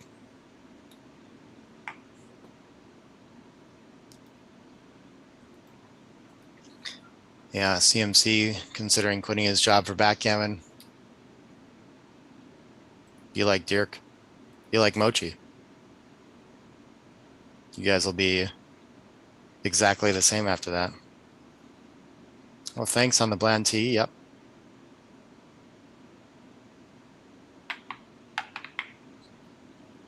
It's my capillary action shirt. If you can find their music online, check it out. They're awesome. Yep, and he does make a mistake here. Unfortunate.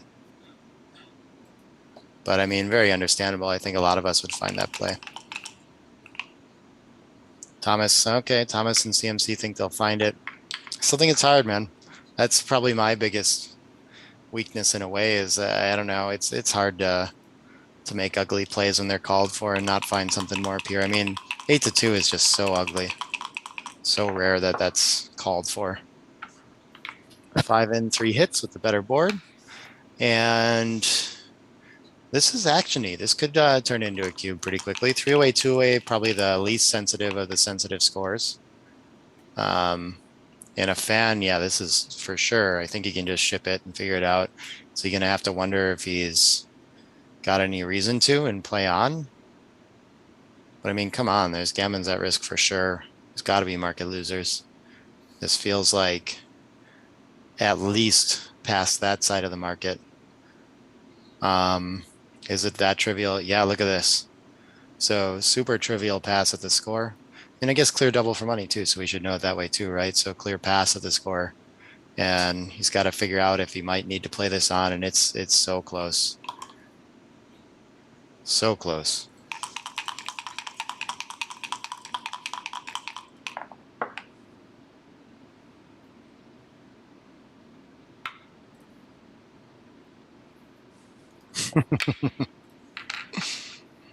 And he does choose to play on. Tiny mistake, if anything. Maybe he evaluated that, if any, more likely to be a big mistake to cash if it's too good or something like that. He has thoughts like that. People are looking them up now. Cool. Depends on the album you listen to too. 4-6 is going to cover, and so I guess, I mean, Dirk is going to coast home to a lot of uncubed gammons here to get him to Crawford. If things ever get hairy like an anchor occurs, he'll probably just cash 2-4. This could be another tough cube decision for him. Still just clearly too good for him. Okay. 5 must hit. 1 must anchor. Not what we wanted though. 2s and 4s are pretty swingy.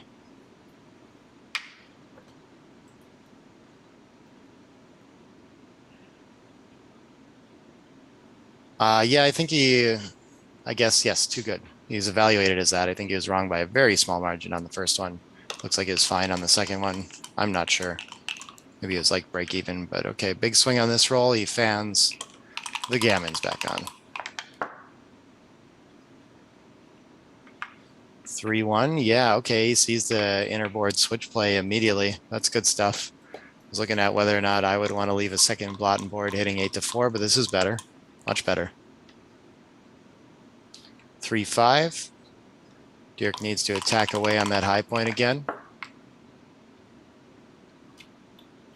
I think we're doing it. 6 down, 8-5. Oh, we can cover. What am I talking about? Wow, yeah. This is a tricky one. Which is more important? Do we need him to not send a checker back with 3 back, not a ton of material? Hope to fade a 5 one time. If he does hit a 5, does he even have a cube anymore? That's tough. The 6 is down. So we prevent this and he rolls a 4 or a 5. Are we better off? Look how close those are. The hit wins more gammons. So I'm in the right mindset for this position, I guess. And he's going to do that. Oh, so close. And a 4. We have regrets. Of course we can keep going. Now what is it? Now it's a deeper point. Yeah, he's just going to make it. Also had the option. Doesn't have a cover for both points, so maybe the double hit makes less sense there too. Now that he has less ammunition. 2-6 is a fan. We're going to pause and catch up on the transcription quick.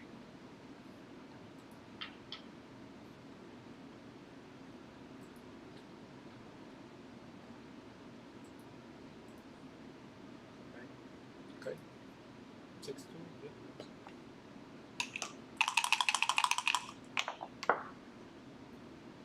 4-4. Is this good?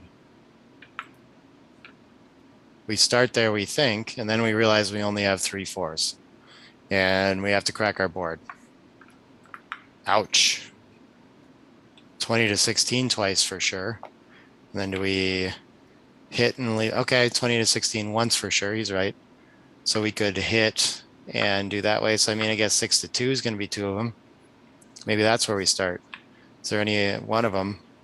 Is there any way we're leaving 2 blots on board to not kill a checker here? Maybe. Maybe. Oh, what a nightmare.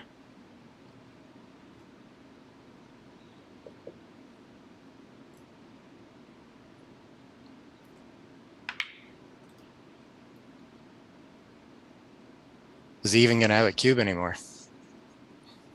Might not depend on Kazuki's roll at all. A fan could still be, well, yeah, that's still looking pretty good. And instead of breaking the 6, we should break the 5. Okay. Come out with 2. Hit and leave the shots. How do you like that? Oh, that's scary. Looks like he's going to find it. Can we lift as well to the deuce? This is going to be a mistake. Yeah, he needs to keep the checker alive. And I guess he'll have at least, this should generate a lot of interesting cube decisions. Is he, okay, he still thinks he's too good? Wow. Can that be? Yeah, okay, we're starting to miss cubes on Dirk's side. I mean, how can he be too good now?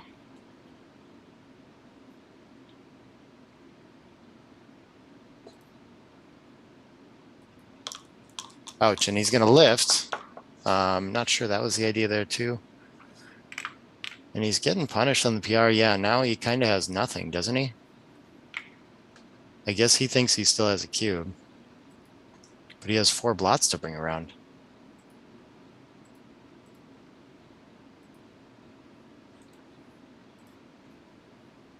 I think I'm taking this. At the score? Whoa. Wow, what a complicated game. Okay. And so, yeah, the roll before we had a monster double pass. And we have a couple double pass situations waiting for Simon to catch up with this particular spot and show us what's going on now. Yeah, he did get the 2 good correct earlier on. And yeah, look at this. Not even favored anymore. That's what happens when you bury checkers and have high points open like this. Still not, you know, I mean, at the score, how big of a mistake can you make sending? You can see it's not that huge. Still might win a gammon or something like that and cancel your opponents. But yeah, I think he sees that he's not good enough. Okay, very good, Dirk. These are tough. Wow, he's running into difficult stuff. And yeah, I guess we just must play to the 20. Okay, we can do this too. Yeah, that's fine. Probably better. Leave yourself 6s and things like that. 5-1. Not going to do much. Clean up a blot. Or do we probably need to stay back and contain. Yeah, we want to stay back and contain. We don't want to fade the indirects. I don't know. I think just 19 to 13 is fine. I think creating more blots creates ways for you to get attacked and gammoned and dance. You do want to contain, but you don't have any board yet. So now's not really your opportunity. What is he? What? Oh, we hit. Okay. Yeah, that makes sense. Somehow I didn't even see it as an option. But given that it's an option, that's probably the play that I would have made if I saw it. But a blunder. And yeah, they're both having a very tough match here. Oh, and when we plus it, it gets really close. Nice. That's interesting. 3-1. Want to make the 5-point. Can we, though? Do we need to hit instead? We have no 3 when we hit. We have to leave that direct too. Well, we could hit twice. I guess that's what we would do if we did it that way. But I think we just make the structure. You've got to start building at some point. It's just, how are you going to contain all these checkers without some structure? And the double hit, of course. Wow. Yeah, tactically, I guess if you get more checkers back, you don't want him to come pressure you in the outfield. With 2 in the air, if he hits back, you're going to have a good opportunity. Oh, just the lift. If we had any race, I think you could do this, but I think you have to do something. And, oh man, I can't believe how much plus is changing all these decisions. This is such a complicated and confusing game, I guess. But there's just massive swings when we analyze that plus instead. Not a position that XG ends up in a lot. But yeah, I think, again, the logic there is that they, you know, white doesn't have any ammunition in the zone to attack the blots on the 19 and 21. And so even when you're hitting board, a lot of the times you're going to be able to turn this into an anchor, you know? So less risky than usual, which actually, it's interesting that he didn't take the opportunity maybe to make the 18 with the 3-1-2. I wonder if that's an idea. 3-2 is going to hit and cover, I think, but it leaves a lot of shots again. So a bit scary. I need structure to play this game. Okay, we can cover 2. And we have good blocking structure in front. We're containing well. Yeah, this is a good play. 4-4 is going to hit all the way on the 4. No covers, but it's almost the only play unless we want to break our board more.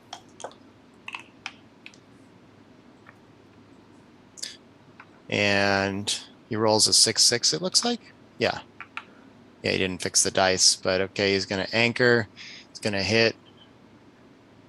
And then which point does he want to make is the question. Yeah, for lack of a better final 6, I guess he doesn't really want to leave a shot on the mid after making or anything like that. The 2 6s to play. Oh, 19 and 4 is better. Okay. What is this 8-2? What?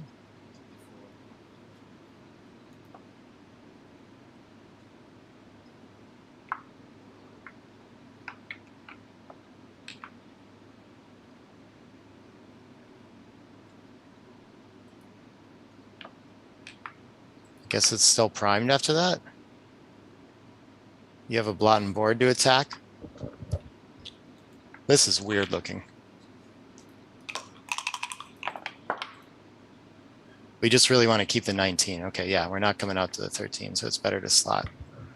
And the 6s from the bar are pretty punishing. They can kind of crush you. But they're close now that he looks at. Okay. And yeah, Kazuki is creeping into this game and wondering, maybe I've turned it around enough now with all the impurity on Dirk's side. But again, it's not normal cube action. Might look like a cube for money, but you've got to evaluate, why is that?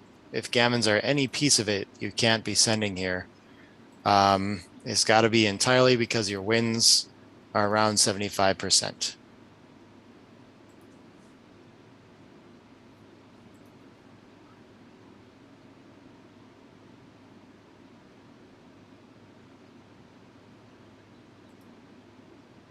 Yeah, good points about that crazy 6-6.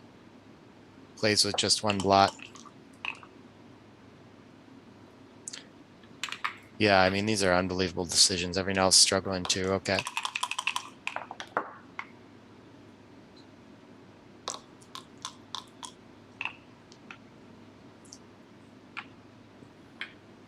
Rip PR. Yeah, this has been a brutal one. Okay, and so when Kazuki makes this much structure, maybe he can find a way to cash, but it's just going to be, I guess maybe I'm overestimating gammons here. What is there? There's 24 pips outside? No, there's a lot of them. It's going to be hard to cancel your own gammons and send a cube, so he's probably just going to play on here. Contain, there's a lot of, so entering 5s, some entering 5s and 6s are going to break his bar point. 2-5, not one of them. 1-5, 2-6 are problems. Now that he's on the bar, if he's got the race, he can cash this. He's got this containing checker that he can keep back there, but this must be fairly even. I mean, down in the race, how can it be? And I mean, just the swings in backgammon. He went from massively too good to now 60-40. Almost no gammons in one sequence. Whoa, enough to make you puke. Hope neither of them do. And yeah, both of them is the highest PRs we've seen in a while. Really challenging games. I mean, exciting stuff to study when you run into something as weird as this.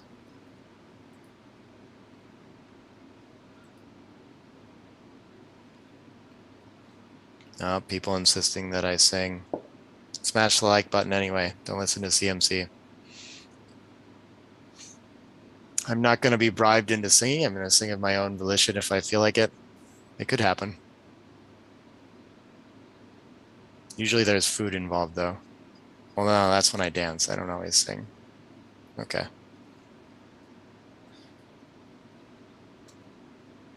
Yeah, I think it's an obvious no double, Thomas, but I mean, again, maybe your same psychological point about having been massively too good to roll before, then you arrive here. How can it be so not good enough, you know? 5-4 links. He needs to contain though. So we break the 8. This is awkward. I guess we could all just slot the deuce. Is there any reason for that? It's better distribution. Oof, these are complicated. He's got the way better board now, so I'm inclined to play pretty pure and aggressive. Yeah, I don't know about that. I don't think he can release the outfield. Now, Dirk's number, yeah, I mean, he's just wins now, right? Ahead in the race, broken contact, real problem. 8-4, 8-3 was the play. And I'm betting 11-2 is like more okay than breaking contact, but you have to be back there. It just gets so confusing. And now Dirk has the cube decision. 11-2 is half the mistake that 17-8 is. Slight favorite. 3s are just going to crush him.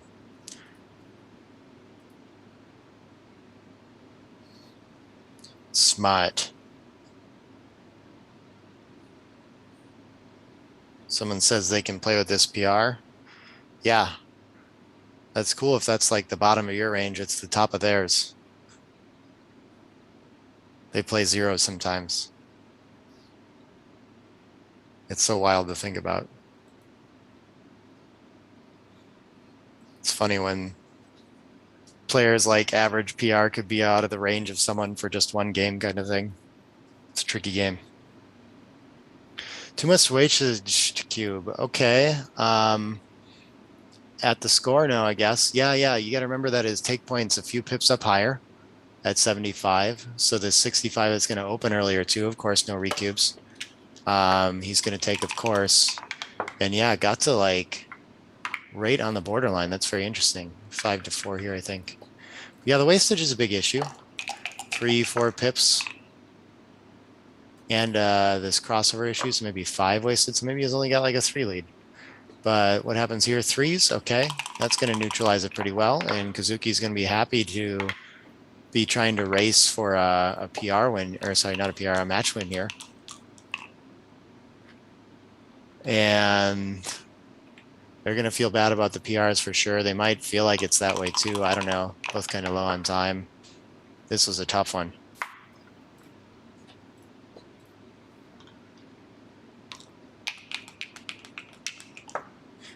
Oh, we got some compliments for the transcriber. Yeah, I'm liking seeing the plays here. I think Simon's doing a really good job. That's Simon Barjett. He's got a YouTube channel. I think maybe it's Backgammon Academy or something like this. Teaches lessons. Really great player too. I think he ended the tournament at a 3.84 and got edged out by some points shenanigans. But yeah, I think he's super happy with his performance this weekend and excited with the tournament in general. Kazuki coasting on to his first match point, but looking like Dirk might win the PR point. Plus is going to tell us a lot on this one. We saw huge swings in all the plays, so who knows where it's going to go when we analyze the whole thing. It's close enough that I don't feel certain at all. I haven't seen official results from the first one yet, but it looks pretty clear that it was like that Dirk won by about 2 PR from where the analysis was. So looking like a 3-1 start for Dirk, most likely. Should be.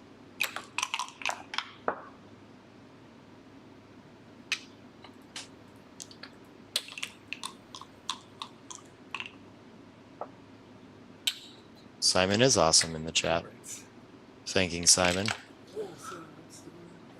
Oh, Simon was transcribing and commentating the World Championship? I heard a little bit about him, like participating in that. That's funny. I didn't realize he was doing both, though. That's distracting. It's impossible to transcribe and do anything else. But it looks like we got the resign looking at the PR. Yeah. No, yeah, now that it's finished. Yeah. No, Okay. So I shouldn't say. They're playing 6 matches. So we're going to go confirm results, send it for plussing, things like that. And we'll catch up. We took about a 15-minute break last time, so maybe we'll take match 3 at 1. Yeah, Kazuki's looking uncomfortable. Maybe he'll want a little more of a break. I don't know. We'll figure it out. Be out there in a second.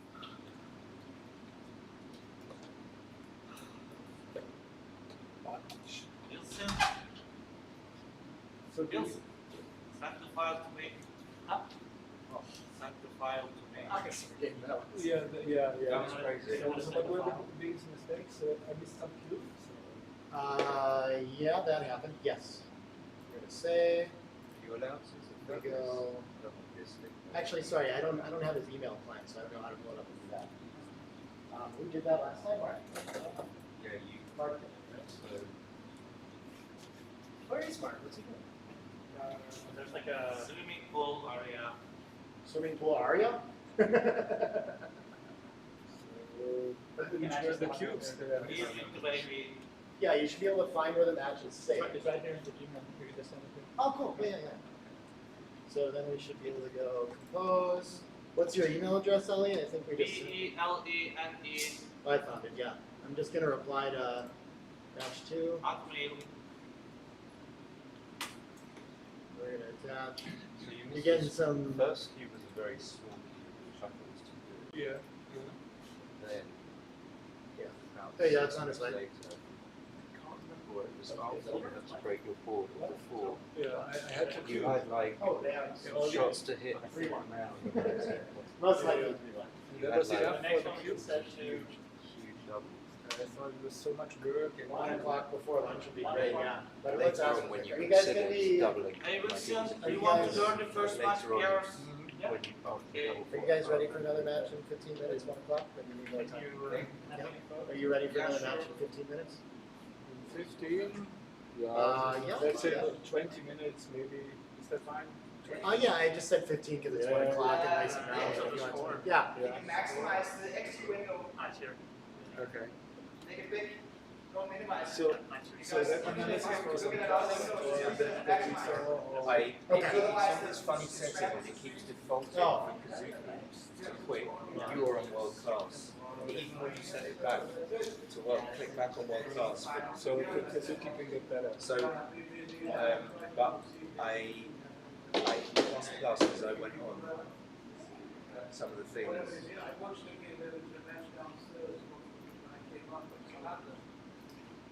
So we can win the PS. I don't think so. So plus most.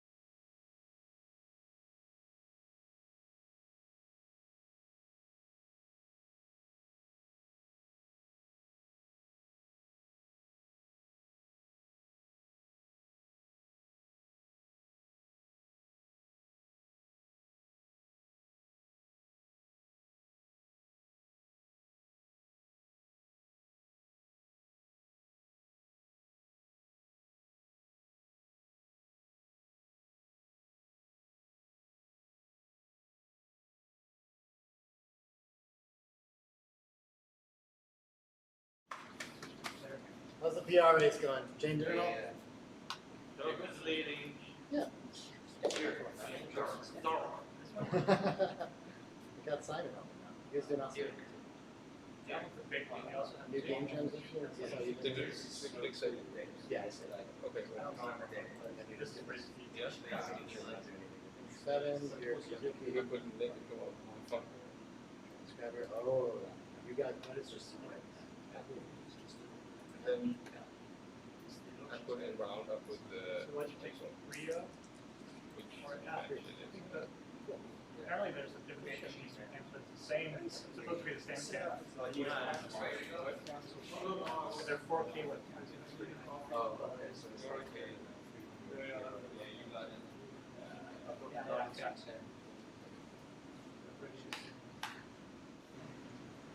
You lost the question? Oh, wait, I just switched. Wow. No, this isn't that. How many? So the score is now 3-1, yes.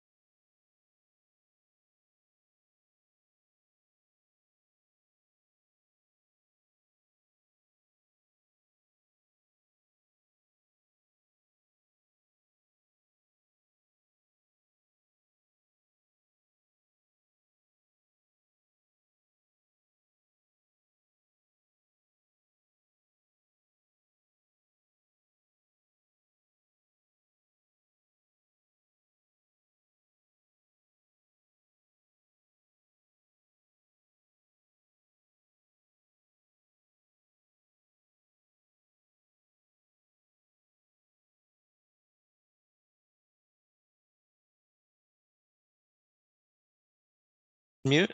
Now it's unmuted. Oh, okay. Yes, so we're back and we're going to go into match 3 shortly. And the PR was close in that match. And I was on the transcription. It's Simon Bargett. And there was some really tricky plays, especially in the 5-4 to 7 game, the 2-away, 3-away game. And Dirk made an interesting 6-3 play. And obviously I can't show you this on the board where he eschewed making the 4-point and hit. And that got him into all these complications where he missed the cube. And I guess when he looks back, he might wish that he had played it solid, so he didn't have the tough decisions. And I was sad for Dirk because he was playing super, super sharp. And then with Kazuki made some great plays, I think, like, what was I thinking of? Well, at least he had a difficult double 6 we didn't quite get right, where he had to make the 4-point on Dirk's head. And then he had a 4th 6 to play, which had to leave a shot. And he chose to leave a shot from the 19-point. Anyway, he should have played 8-2. I can't show you this on the board, so maybe I will just have a little look at the chat. By the way, my channel on YouTube, I would love it if any one of you guys would subscribe. It's the Backgammon Academy. I've got a really nice video of the Monte Carlo World Championship finals and the undefeated finals as well, where I live transcribed and commentated at the same time. So lots of good stuff there. I'm getting the chat open because I want to chat with, let's have a little chat. The verdict is going to be in the chat, that's for sure. That is a given. Can't quite open up my YouTube for some reason. Yeah, so Dirk is playing super well and Kazuki seems a little bit Simonic, Mrs. Bubbles. I love you, Mrs. Bubbles. And Casper, we got Casper. We got Rob Wiblin. Of course, we have the verdict. You have Rob Wiblin, who looks a little bit like Mark in his profile photo. We've got Nigel, of course. Leo, Crack Bedouin. We got Backgammon Galaxy. Don't know who that is. We got Reese Mack. Okay, they're back. We got Alvin DeWalt. We got Mr. Scene, Mr. Sean, Titita. Ben Sapphire, big shout out to Ben. I don't know who he is really, but shout out. Reset the clock. Jimmy Painter, Dejang, Rainer. We got Rainer. Wir haben Mark Dix. Oh, I don't know who Mark. We got, yeah, Mark. Hey, Mark. Come on, Kazuki. Christian Munk Christensen. Christensen. Astra X, Thomas Tenland. I don't understand, because to an English observer, Tenland is Tenland, but it's pronounced something like Thomas Tonland. Antoinette. It appeared that they were going to start, but they aren't sitting there, so I don't think they are. Smash the like button, absolutely. Yeah, so I think I've mentioned everyone. George Kefatsonopoulos, something like that. And get your dice tower. Don't delay. I want to say hi to my mum and to my sisters and my cats. Yeah, so Backgammon Academy. Backgammon Academy. So that was an exciting match. I mean, usually Nikki, hello Nikki. Sometimes matches are a little bit what's the right word? A little bit stodgy, maybe. I mean, the decisions are easy, but it kind of got interesting, of course. And the reason why is because the PR was in doubt. And there's a possibility that Kazuki could win the PR. If Kazuki wins the PR, then it'd be 2-2. And as far as I'm aware, because there are 6 matches, the goal is 13 points. So if Dirk wins the PR, he'll be 3-1 up. And that's quite a big advantage, taking into account the fact that he's playing well and he seems to be solid. But you never know, because Kazuki can just play an average 2.3 like he played with against David Wells. I mean, I think it was something like that. So if Kazuki can somehow get in that zone in his brain where he's just seeing everything super sharply, then it could turn around. But at the moment, it's looking like it's going to be 3-1 to Dirk.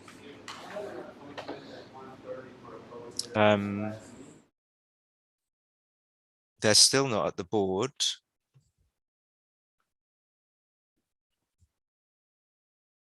John Barnes paid for your flight in the past few Tuesdays. Sure, that's the flight was like £30. It was the PCR test was like okay, so we have the result, and Dirk did win it. And it's just, I mean, I'm only disappointed because I'd like to see the closest match possible. Hi Eric. Paul K. Who's Paul K? That rings a bell. Retro Kid. Yeah, the flight was nothing. It was the PCR. I didn't realize I have to get an antigen test to go back to the UK, plus a test to release. Plus I lost 19 points at 5 to Kazuki in money games, like within the space of about 10 minutes. Okay, so they're back. All right, I'm not you guys are. You're good. And I think Kazuki's confidence can be affected easily. Okay, we need to see the board. Okay, so I think, you know, Kazuki will just want a PR win. That's what I'm gonna go for. If he can get a PR win, you know, even if he doesn't win the match, then it'll give him confidence. And just to play like a 1 or something like that. So a double 5-4 start, that's what we like if we want a simple game. 6-3 is going to come down to the 7 after hitting. It's not. Wait. What am I? Why is that after the 5-4? Okay, I'll have to revisit that one.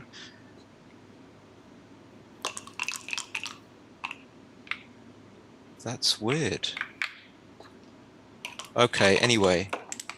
So Dirk needs just a 3, yeah, something like that. And he's going to cube on a, like a 1-5 is going to be a cube. 4-5 is going to be a cube, a small one, or maybe bigger one, judging. I can see the equity in the panel. It's a medium one. It's an easy take. It's like the fodder of backgammon. This is just, a lot of the time, I mean, we've probably had this position many times in backgammon. It's like a 4th roll, I guess, or a 3rd roll. 5-3, obviously making the 3. And if he rolls a 3-4, is he going to hit or is he going to make the anchor? I don't really know. 5-1, do you double hit, trying to make the anchor? He doesn't look at it. Okay. I might have thought about that for ages and ages. So as long as Kazuki can roll a 4, it doesn't really matter that he's got 4 men back.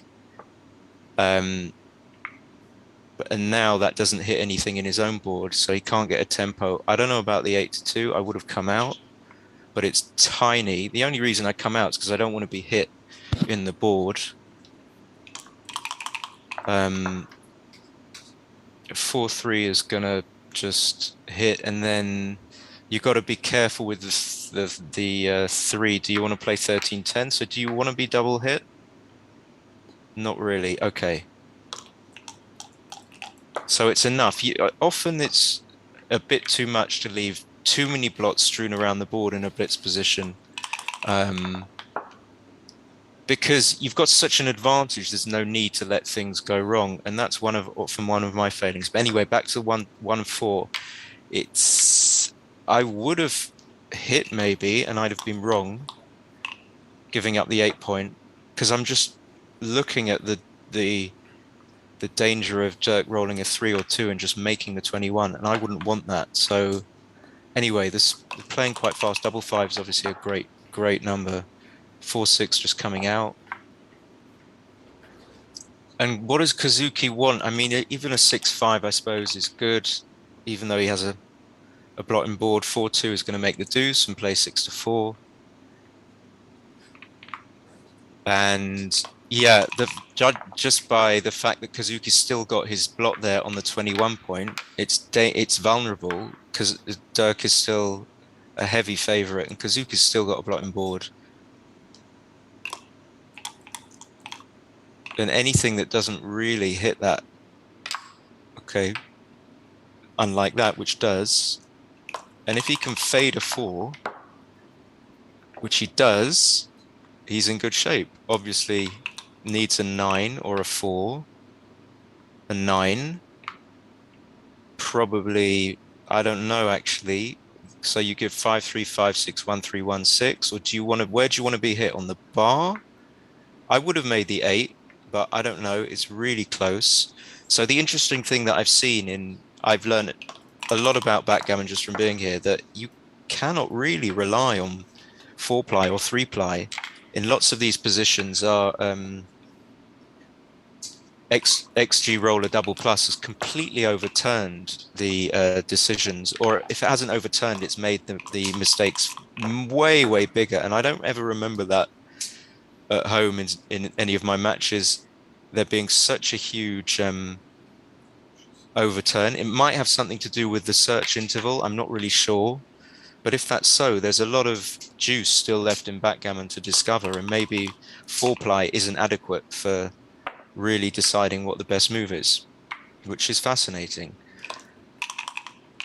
So if Dirk misses with a 6, I'm thinking Kazuki can come up with a 3. He's ahead in the race by 15. He wants a 3 or a 6, of course. He wants to split the backmen.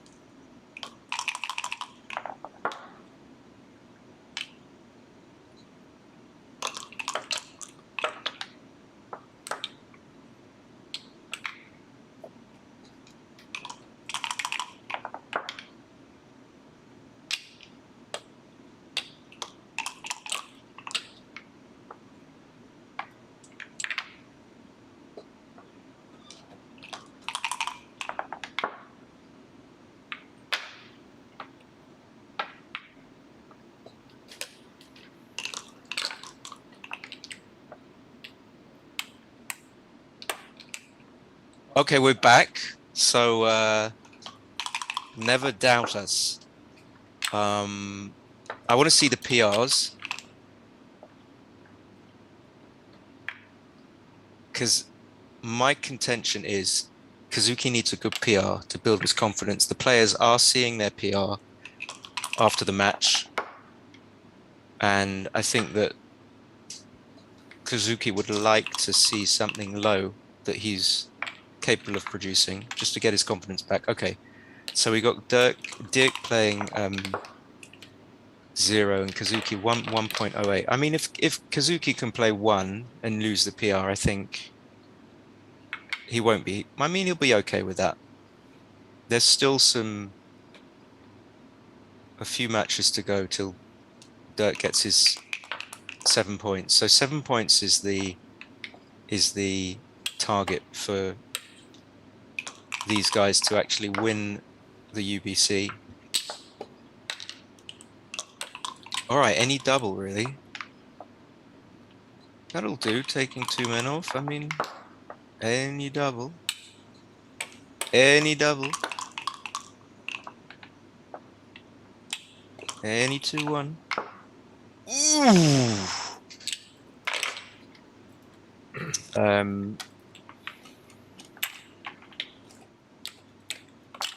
So it looked like a simple game. Okay, Dirk looks tired. That could work in Dirk, I should say. It could work in Kazuki's favor. Yeah, it just looked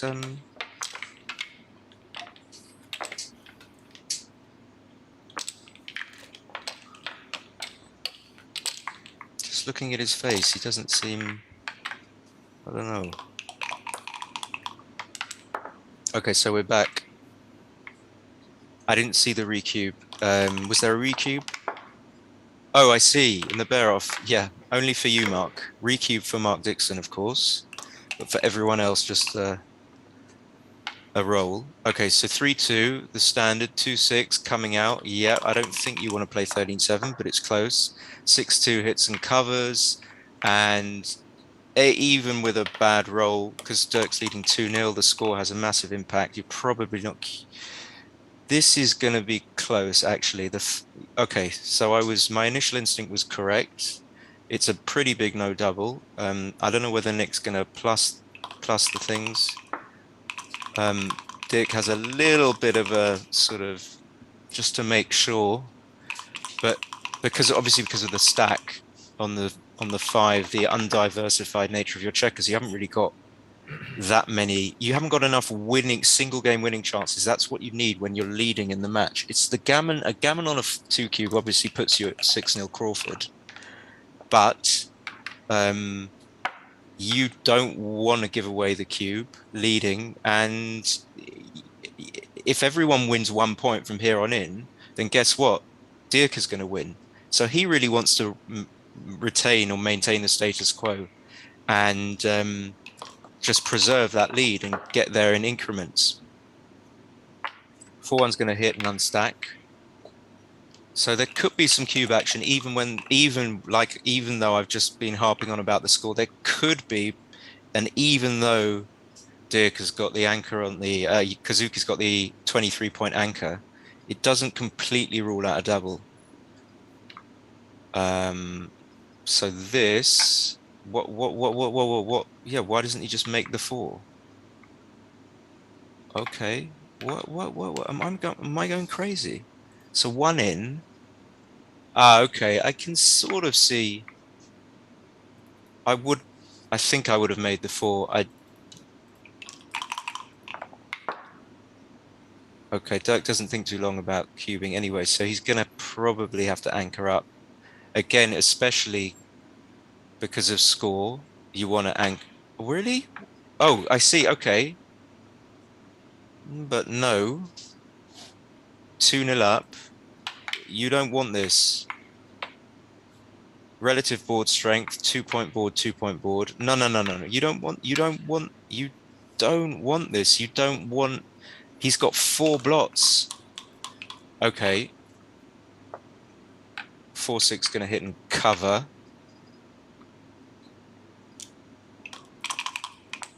And this is that. What's he doing? I mean, I'm not saying it was an obvious instant cube, but you're trailing 2-0. I cannot stress the impact of the score here, the 5-away, 7-away score. And now this is just, I know it's only slightly too good to double, but the instincts are off here. You know, at a normal score, this might be a fairly normal redouble, very big pass, but at this score, it's different. I mean, you can't take as Dirk leading 2-0, and correspondingly, Kazuki has to cube earlier, and it's going to be too good a lot earlier as well. So anyway, so the same kind of thing, 6-away, 5-away is a very favorable score for Kazuki. He needs to cube relatively early in gammonish positions. That's the caveat. In gammonish positions, in positions where there are where it's static, you don't really give it, you know, you don't really care. Pretty much operates like normal, pretty much, although it can even operate in it going the other way and cubing later where the taker has maybe sometimes an even lower take point. I've got videos on my channel about that, which no one's watched. 6-5, he comes out. Okay, yeah, you just want to get out from, if you're ahead in the race, you want to get out, but from behind a broken 4'. 6-1's just going to make the burr. Okay, I didn't see that. I like it. I should have seen it. 6-1 though now is duplicated, so I would have thought longer about that play. So when you make the bar, you think, well, it's got to be quite good, seeing that the numbers to make the 5 point and to hit the checker on the 10 are duplicated. So that militates in favor of making the bar. Of course, now that there's this straggler outside on the 10 point for Dirk, you want to hit, and your bonus is that if he even comes in and doesn't manage to safety that man, you can get him at some point. And this is exactly what's happened. I mean, is Dirk going to come in and hit on the ace point? Hell no. And now Kazuki should think, he should stop and think, he should stop and what is he doing? Why is he not? I mean, it might not have been a cube, but why is he just rolling like it's nothing? I mean, I'm not even faking surprise. This is real surprise. 12 pips up after the roll. So he was down. Maybe it wasn't a cube. I don't think it was, because he's only got one. Well, there's only one blunder showing on the panel, and he missed a cube in the previous go. So anyway, I still think, unless he just knew it, I would have stopped and thought about it. So Dirk plays safe with 6-3, and now the panel comes up, and this is nothing. And now these are tricky. The question is, do you come out to the 18? I think you do, because you're kind of freezing the checkers on all the checkers on the 8 point and the 6 point that would like to make an inner board point, as well as obviously they want to hit you if you come out on the 7. But if you stay back, you kind of, and the guy wants to make the inner board points, you don't care, because you're just going to run, obviously. And this is a case in point, like it's awkward. So Dirk, I suppose, has to hit and leave 6 shots. Yeah, I mean, it's not close. It's only 6 shots. But if Kazuki can come in with a 3 and have daylight with 6s, and Dirk rolls awkwardly, then yeah, even this is a cube. I mean, I didn't see this, but so difficult. What's difficult in backgammon is when you make a correct play, and then your opponent has a cube after the correct play. And there's something really counterintuitive about that. And this is one of those positions. Dirk's made the correct play by a huge margin. And it's a small cube. But you can kind of see, if you stop and think, you can see why it might be a cube. Because when you don't hit, you're still... you've got daylight because the opponent's only got a 1 point board, blah, blah, blah. You can just run around, or he's going to end up leaving you more shots. So it's not just 6 shots. Maybe there's like 9 effective shots if you want to kind of extrapolate and count up all the future shots that are possibly likely to come. And now he's 30 pips up. And because I was talking about the last move, I wasn't thinking that this would be too good. But if I stop to think, the score, yeah, I mean, I want to win 2 points. I want to get to 4 away. And the increased value of winning a gammon makes it very, very viable to play on and try and get 2 points.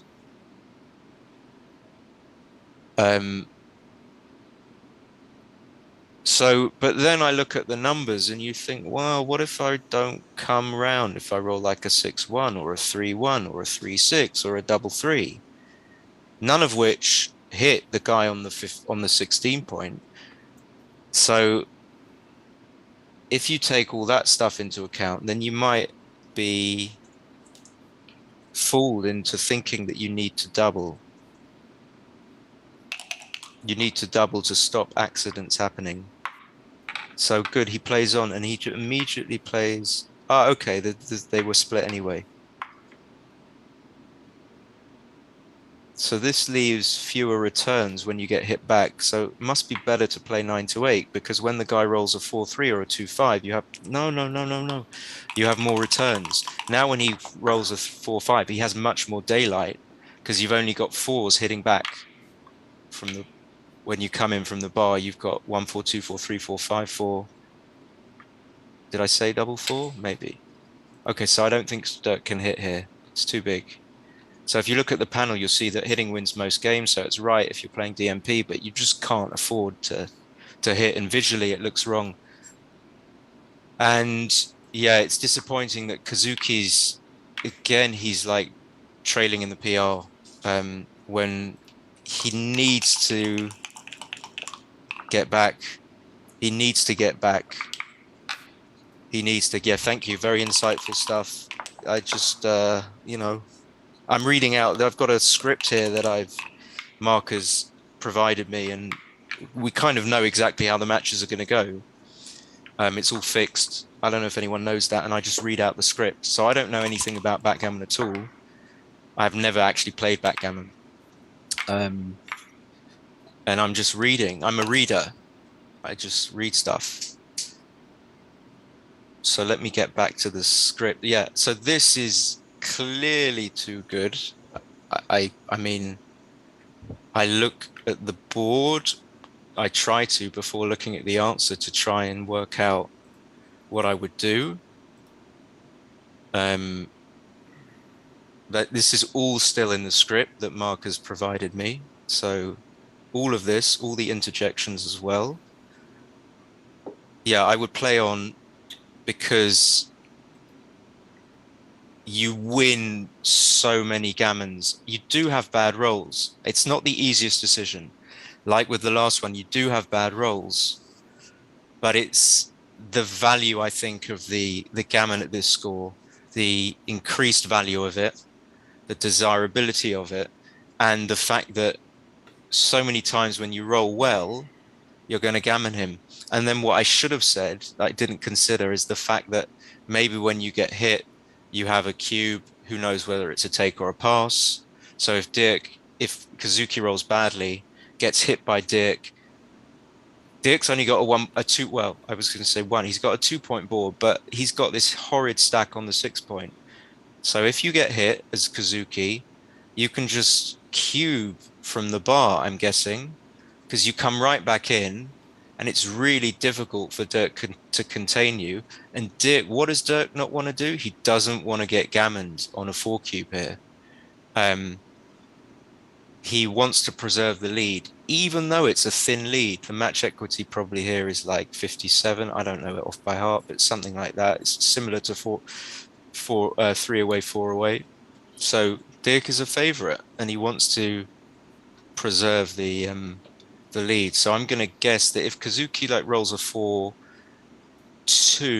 something like that, he's not going to play 6-4 with the 2. He's going to play 13-7. If Dirk hits back with will it be a cube from the bar? I think it could be. I think it would be an easy take. But still, if you can have a cube, so he plays on. Look at this. You roll well. And there are lots of gammons in the position. In fact, there aren't that many. So all the stuff I just said is complete bullshit. So why, the question is, why was that a big play on? Why was that a big play on? Maybe someone can... Transcription error. Yeah, even after the boxes, I can see now that it's a big play on. So I don't quite understand what's going on there. It could just be the cube thing is the most prevalent factor. The cube, the fact that it could be cubable after being hit. Of course, you don't always get hit anyway when you don't get the man safe. But I think I would have played on. So not only is it not gammonable, Dirk has like 0.5% win. Okay, no, he gets cubed out. Forget that. I didn't even. So 5 away, 5 away. We need Dirk to screw up somewhere, or this match is going to be over pretty soon.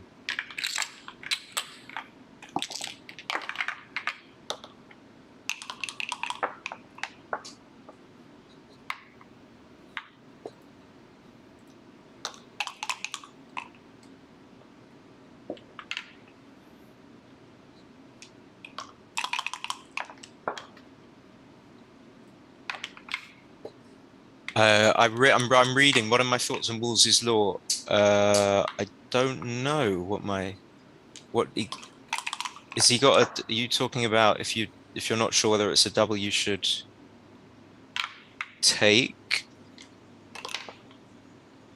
I mean, if you're not sure if your opponent has a take, you should double. I don't like that rule. I've always disliked that rule. People like that rule. I don't really understand why. I think you should just work out. I know this is not what you're asking, but you should just work out if it's a double. That's it. Don't start thinking about whether your opponent has a take or pass. That's not my... Okay, so 3-1. What has happened in back to the game? Dirk's made the 18. So he's not going to make any mistakes, really, until maybe he has to decide when to leave the anchor. Kazuki's not going to make any mistakes, but we want to get to a position where Dirk is more likely to make a mistake, because the PR difference is like 2. Dirk needs to make like a 150 blunder or something like that to redress the balance. So 6-4, yep, just make the point. Right now, Dirk can handle every roll, I think, but I think you bring the 4 in, yeah, because you can play 6-1. And now it's actually Kazuki who can't handle every roll. Like, how's he going to play? What? 9-3 seems natural. Staying back.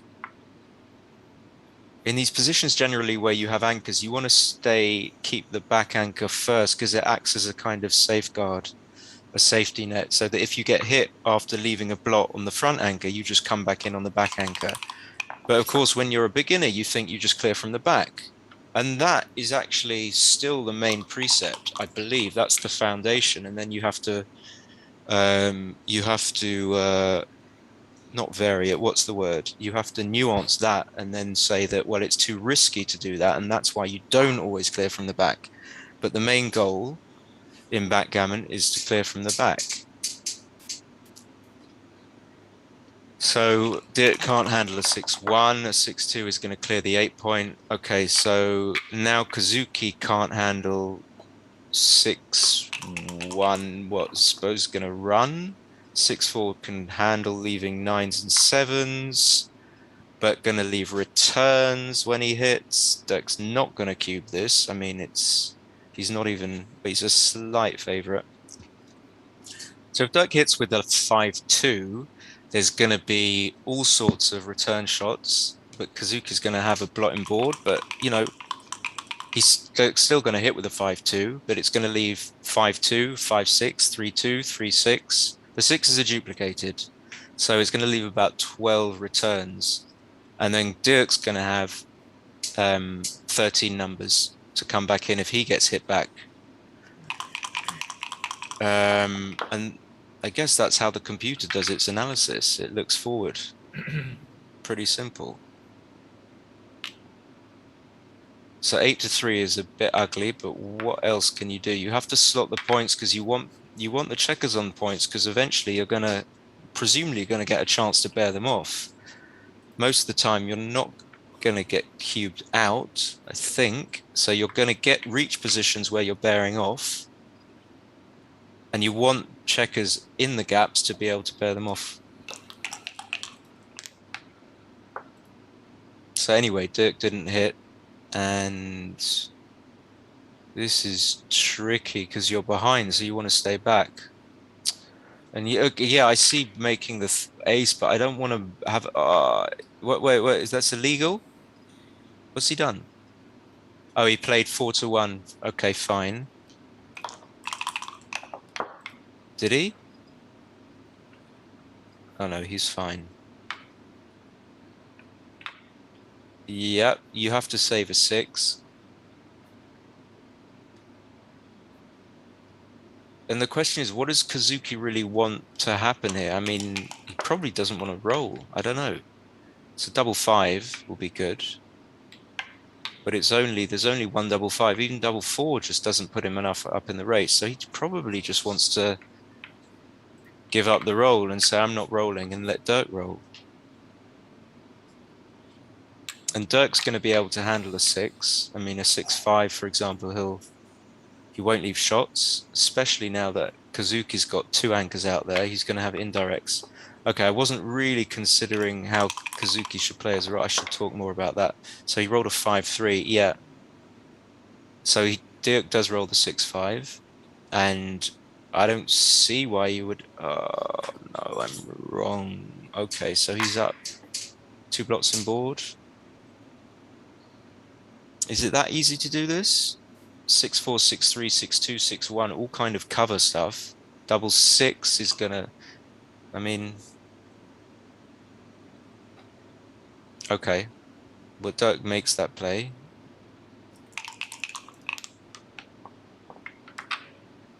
Okay, so the double 6, Luke's going to leave a shot.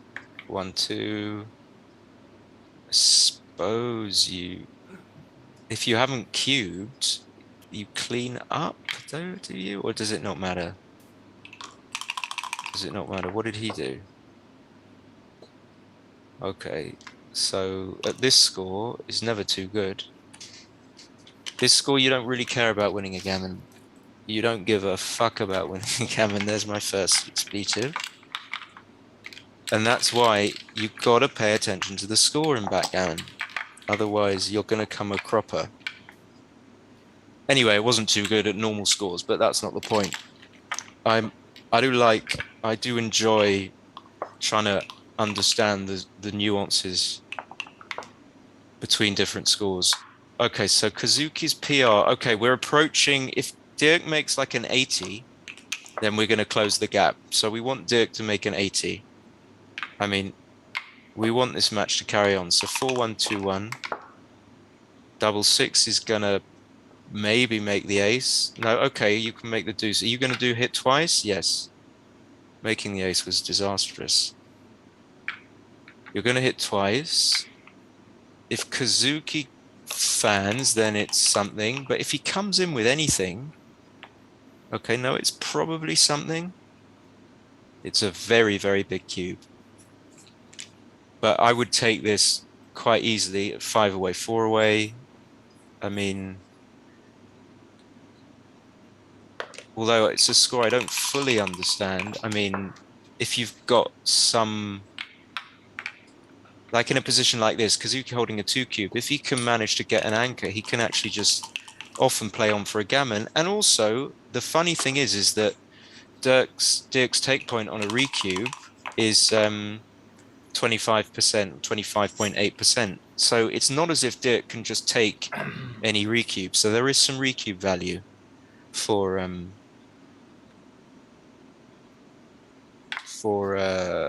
Kazuki. So I guess that's why there's a big chunk of equity in the take there. And the cube is big because there's a big chunk of equity in the cube, meaning that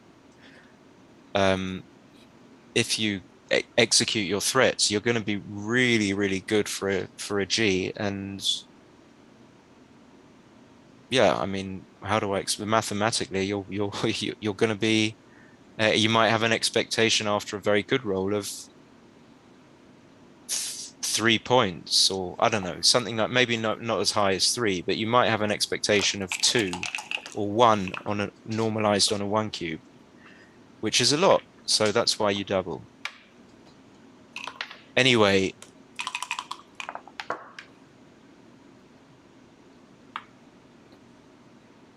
double fours just looks like it's going to go to the 3 point.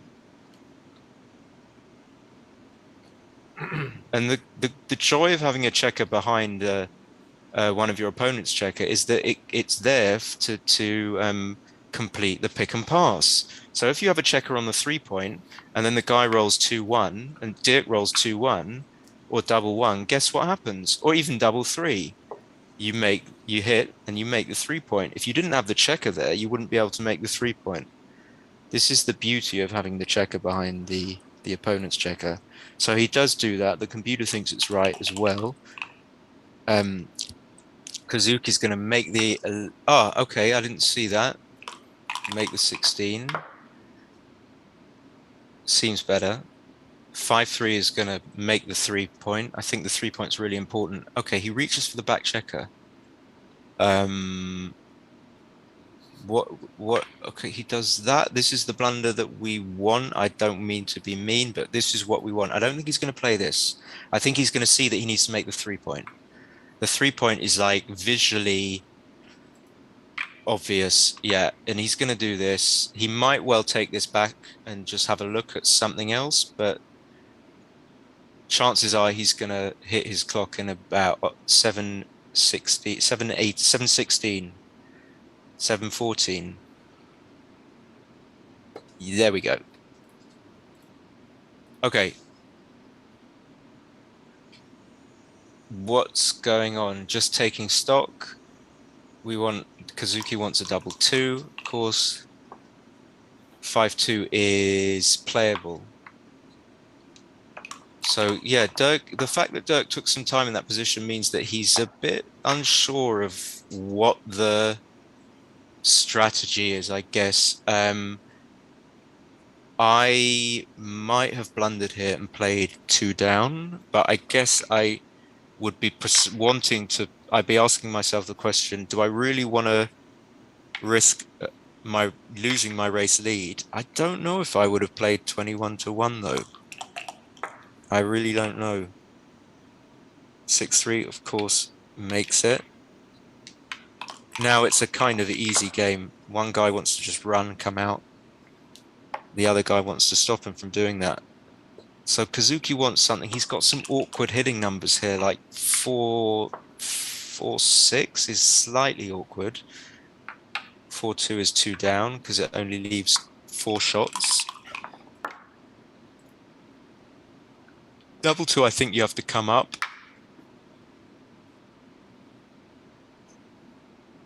So Dirk must be favorite because he's like a shitload of pips up.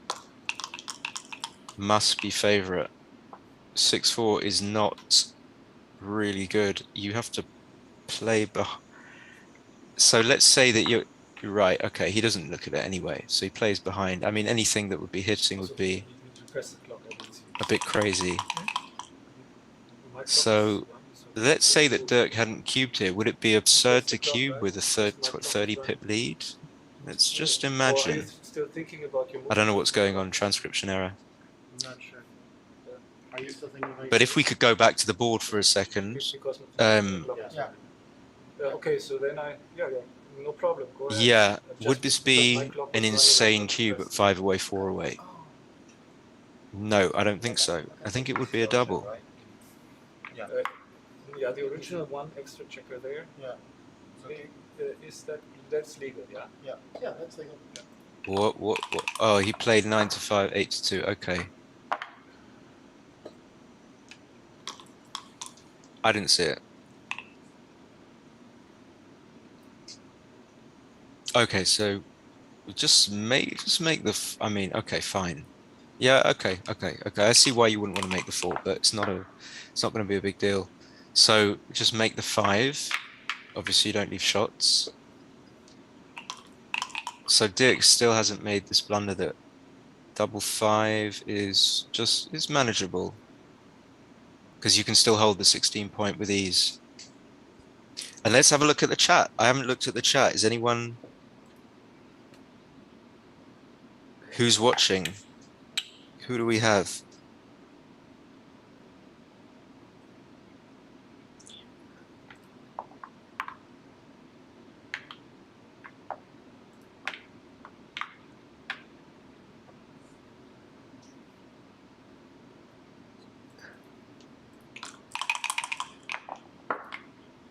He reaches for the back checker. Great commentary. Don't Benjamin display that.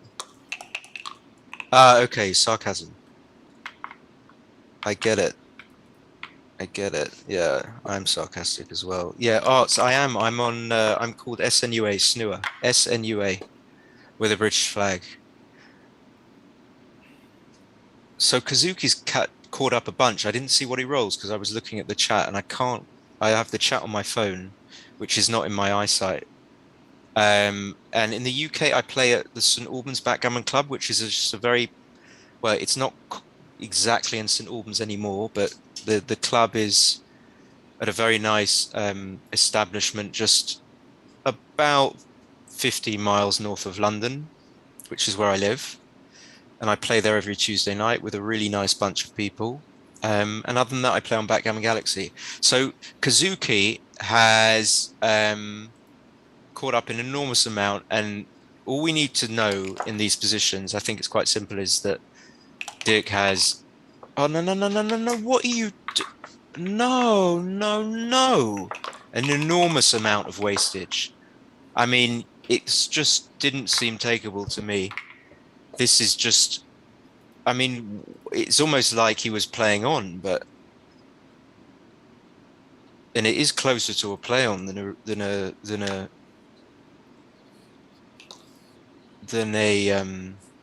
a what? What's it close to the play? Anyway, it's a huge pass. The take point's 25%. He's nowhere near that. No way near. Like John says. I mean, I don't. Those for me anyway. Those wastage positions. You just don't. You look at the pips and then just look at the checkers, how they're distributed for a bit. I mean, I'm not saying for 1 second that Kazuki doesn't understand that he's nails, but I don't. You know, I don't know what he's missing. Yes, so Ryan, who commentated yesterday, says that he's from Montreal. Well, he says he is from Montreal, and he says no one. He doesn't have any competition there. He says there are a few players, so if anyone's in Montreal, then that's where Ryan is available. So 5-1, 3-1 point, 4-3 coming. Bar 20 will make the anchor. Okay, what do you do here? Okay, he goes big. I didn't know what to do there. Okay, he's behind. Yeah, it's easy play. You play big. 5-3 is the dream. Now a 2-1 coming again. Double 4. I guess you have to make the ugly pointing maneuver. You can't hit.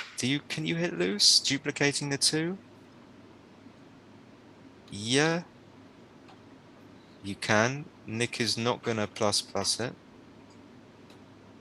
I shy away from these moves now where you make the better point, improve your distribution, but leave a block. I prefer to lock it up. I think the computer is going to prefer to... No, I'm wrong. Well, at least on 4-play. I wonder if it overturns it. But it's a small detail, but it's worth like, what is the best what is the priority? And I would have thought not being hit, although the score might be a mitigating factor. 5-2 is a great roll. And there's going to be play-ons. This is a play-on. It's either not good enough or too good. It's never, ever a double because it's just there aren't enough wins yet for blue, I don't think. Yeah, you can see 65%. So he wins loads of gammons. There's no reason for him to double. He just kills his gammons. And he gives the cube away, which he doesn't want to do. 4-5 is going to come out, and obviously it redresses the balance. But you know, after that, weirdly, Kazuki didn't want really. If he knew the PI, he wouldn't want Dirk to fan, because I don't think he'd get enough decisions to close the gap. This is more than a 2x gap in the PR. PR is everything here. Because if the guy wins the match, you win the PR every time, you're going to win. Because the thing is going to be decided eventually on the average, and you're going to have a lower average. So I love this format. I don't think it really matters too much who wins the match. And the format takes that into account. So, yeah.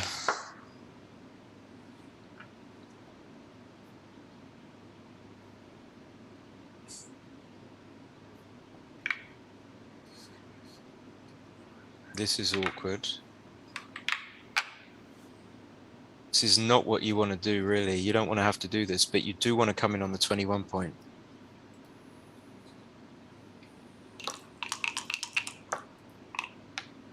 Mark bigging up the Bristol crew. Yeah, I think they have a lovely club down there, although I've never been to the club. So it looks just supremely natural to play bar 24 and smack. It's an overthink, like even taking into consideration the score, you wouldn't want to pass up this opportunity, and then even the score militates in favor of hitting, because you win so many Gs. By playing 7-4, like you're winning 24.7. Anything else, you're winning maximum 17. No.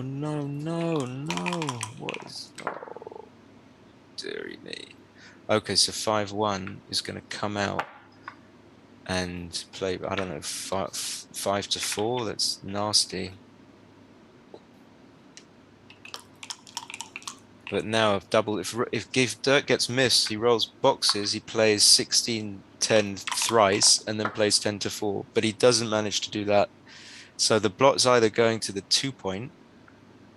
I don't think it is going to the 2 point. Okay. That's difficult. That's difficult. I don't know what I would have done. I really don't know.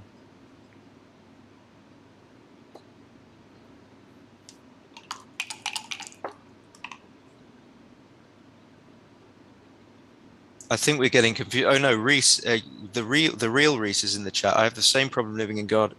No one to play. It's a ghost town for backgammon. So just don't live in Cardiff. Simple solution. Why would anyone want to live in Cardiff? Timmy Parfit's in the chat. John O'Hagan likes using eyesight. Lars Trabolt, now he's a good player. It's not enough to be a good player. Yep.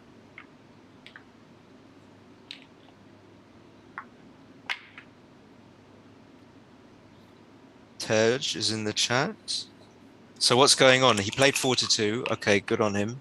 I mean, I guess that's reasonable. I mean, it's possible to do that. Ralf Zudbach is here as well. Double one doesn't really matter. Make the 4 maybe. I don't know. Yep, make the 4. Yeah, I mean, simple solution. Where could Reese live? Well, he could live in Marbella. Yeah, I love his moves. He got the moves like, what is it? Like Jagger. Double 2 looks like, yeah, this is we love redistributing checkers like like so. Good distribution versus bad distribution. That's the easy part of the game. That when you don't have a play that offers you good distribution, or you have a tactical thing, then the blunders are coming. So 5-2 down, 13 pips, just too brittle, too easy to take. No, why? This is not the score like 4 away, 2 away. Yeah, obviously you probably might have doubled, but like ages ago. But this score is not particularly dynamic. I have found in my experience as a backgammon player. Please correct me if I'm wrong. I mean, the gammon value is whatever it is, I don't know, but it's not as high as it is at 4 away, 2 away. You just don't get enough juice from it. And of course, there just aren't enough gammons in this position to queue. And when you do, the guy wins the match. And when he wins the game, he wins the match. Of course, he has to win the game. 3-1. Okay, 7-3. 6-4 is gonna be safe. Saves houses. You can't do anything else.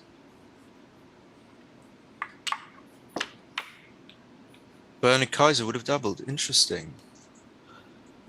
I'm interested in that. I don't know why you would have doubled.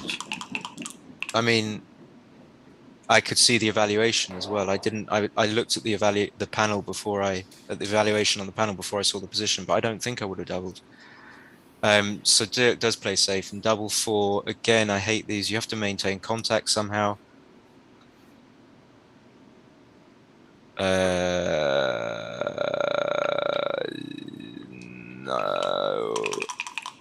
No.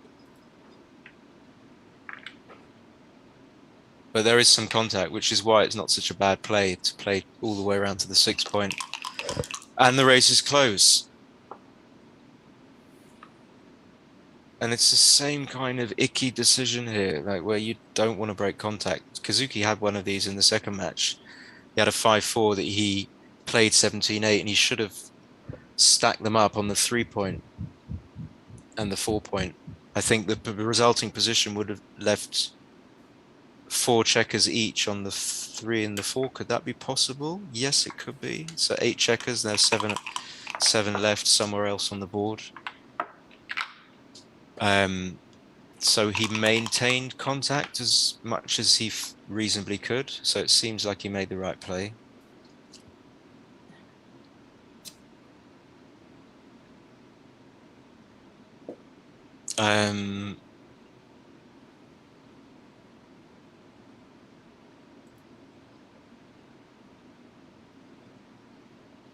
Right, yeah, let me get my best. So Kazuki's on 1:36. Okay, so there's a little bit of time pressure. Yeah, he keeps doing this. He keeps not wanting to have contact because it's uncomfortable for him or something. I don't really understand. Gaz is trying to adopt Reese.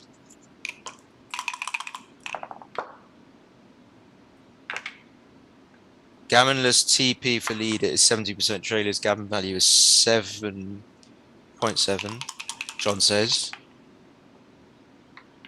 And can you guys subscribe to my channel? I would love it. Okay, I thought the stream had gone. As soon as I start talking about my channel, then the internet threatens to crash. But I'm going to do it anyway. So yeah, if anyone wants to subscribe to the Backgammon Academy, I would love that. Get me over like 650 subs or whatever it is. I did the World Championship final that has transcription and commentary. Had very good feedback on it. So this match there's a bit of life, okay, because this match is going 5-4 to 7. There's some decisions that Kazuki can get, and No time travel in this game. He's still got a fairly good chance of winning the match, even at 5-4 up, and he has a good chance of lowering his PR. So there could be. It's unlikely, I think, I have to be honest, but it could go 3-all after this third match.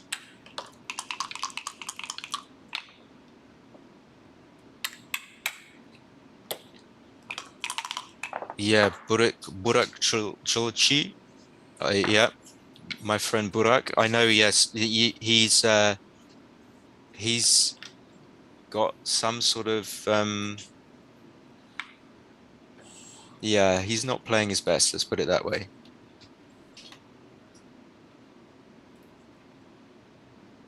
And he's going to win the match because I missed. And that's going to be it. I mean, he's not going to win 2 points and he's going to be disappointed. I'm disappointed for him. I mean, I can't remember what the PRs. I don't think Dirk made anything. I mean, we need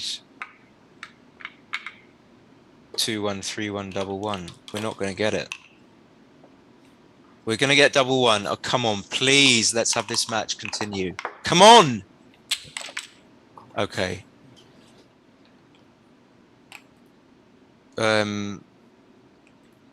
Yeah, so it's disappointing. Yeah,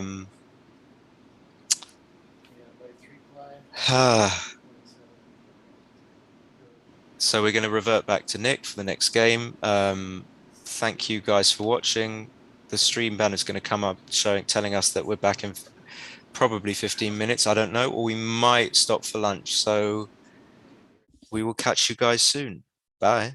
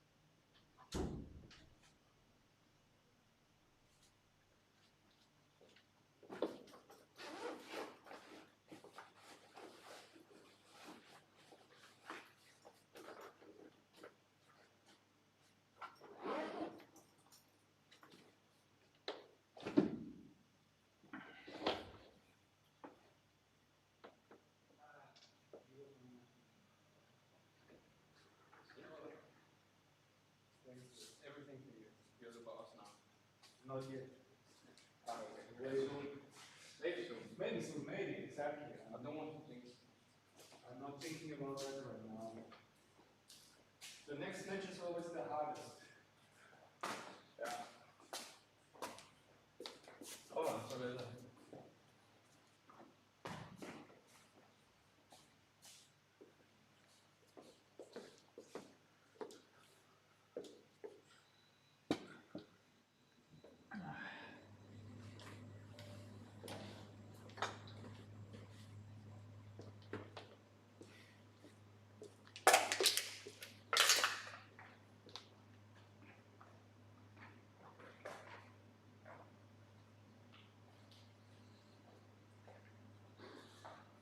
So do you know what the PRs of the first match were? No. But I'd like to see them so I can put them in. Yeah, so I think we can agree on that. We will see it. But aren't they here like temporary? Yeah, that's what yeah, I mean, I guess they have made equipment that is this already. I would be shocked if I lost, but on which computer did they put? Nick, what were the PRs of the third? What's wrong here? Someone close this?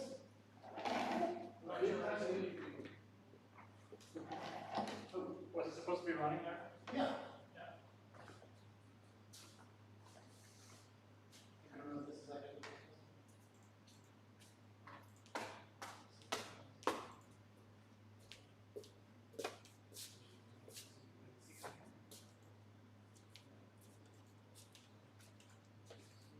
Oh, this is two. Yeah, man. So this is it. Yeah, I guess it came up to this. Så sammen kommer hjem.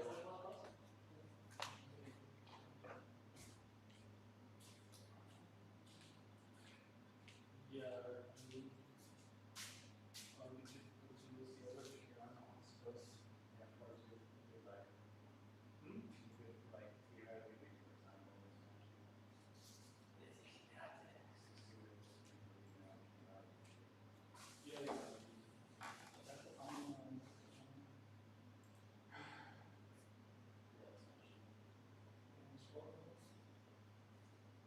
score 2. Two? Would you like to transcribe two? Yeah. Okay. Simon doesn't show up. Unless I guess someone else is looking at this might too. I didn't ask anyone, so I guess Kazuki still gotta get over here. Yeah. I mean, that's very important about speaking Danish, right? Is the end very high? Going up? Yeah, Always come up at the end? Not necessarily, that's more No? Swedish, that's more Norwegian. Oh, that's Norwegian. Okay. Norwegian. Och de som pratar sån här, ja, jag sa att ni är norrkända. And Danish is like more like, depending on who you are. Let's hear it. Huh? Let's hear it. Just tell about that. Hur det var. I came up. Det är bara bra.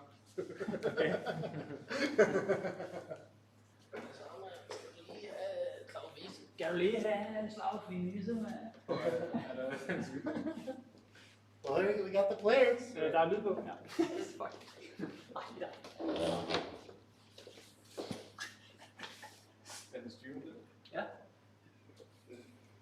Hvad er det der? Det er sådan, der er delay, der er 20 sekunders delay. Det er helt. Ja.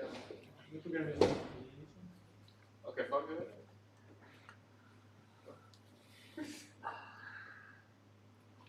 So you're okay, stop? What? Are we okay? Yeah. I thought you were just like. Yeah, because we're saying something really dirty in Danish. The stream. I lyset med barnet, så er det bare lækker. Do you have internet right now? Because I don't hardly anything. Yeah, we do. Yeah, okay, that's great. I was worried.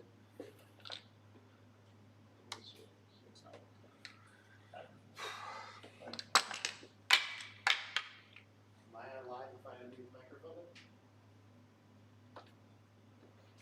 Okay. Am I live to find a new microphone? Try. Hi, Wilson. We're back. Getting set up for match 4 in the finals between Dirk Schiemann and Kazuki Yokota. Currently, Dirk has a 4-2 lead overall.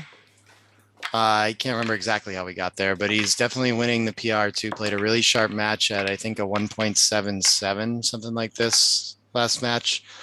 And Kazuki on ++ came up to, I believe, a 6 just over. He's having a hard match, having a hard time focus on things. I feel bad for the guy. I know he's really in a lot of pain, but he's doing his best. But yeah, it's he's got to make something change here to kind of take hold of this match. It's going to be tough to win the average PR for sure. Someone asking if he won all of the PR battles, Dirk. I think so. I think he's won them all so far. Not completely certain.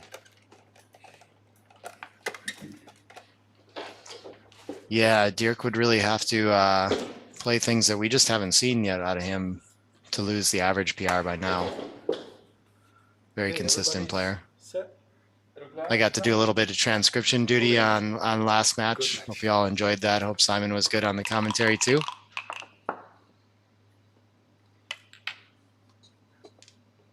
All right, and Kazuki opens up with a 3-1. 4-1's gonna split.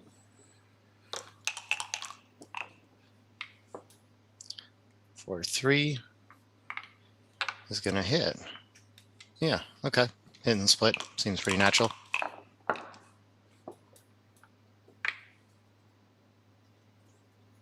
And 1-6. Yeah, it's hard not to try to let him escape with tempo. And it feels a little odd to split with that blot on the deuce. Guess 6s are duplicated to cover. The hidden covers aren't so big, so I don't know. I think 9-3 makes sense. Very close. 5-2. Kazuki's going to hit. And down for distribution. Seems like it makes a lot of sense. 3-5. We're entering on the 3, of course. 5 down for distribution. Or for lack of a better 5. Could consider hitting 8-3, but it's a little big when outboarded. 4 covers, 1 anchors. And a strong start in this game for Kazuki. 5-3. Yeah, it seems natural to make the point. You don't want to split off the 24 yet, I guess, to go for an anchor. You just want to use that anchor and the blot in front to help you make something higher. 2-1. This is a little tricky. Can just play 8-5, I guess, but that feels weird distribution. So 13-10 makes a lot of sense too. Feels a little front loaded to get there. But leading the race, he doesn't want to leave shots. Yeah, Nick Blazier here. Sorry, I should introduce myself once in a while. We had Simon Roget in here last game. Nick back. I think we might get Ryan in the booth again for next match. He seemed interested in doing commentary. And point on head pretty strong. Dirk enters, no good ace, is just gonna slot. This looks like a challenging position for, both have anchors, I guess. We don't have, and Dirk has more work to do, or sorry, Kazuki has more work to do to escape, so no cube yet. Gets away with the slot and has to decide if he wants to, kind of like a dillied checker on the 6. You like to have a spare there, but it's not helping you build much anymore. So you have to think about 13-11 to make the bar. Not that many numbers that are going to work anyway. Ace-4, yeah, we're going to consolidate that blot in 4 prime. Makes a lot of sense. Overall match 4-2, and Dirk with a significant lead in the average PR, leading 4-2. In the driver's seat for sure.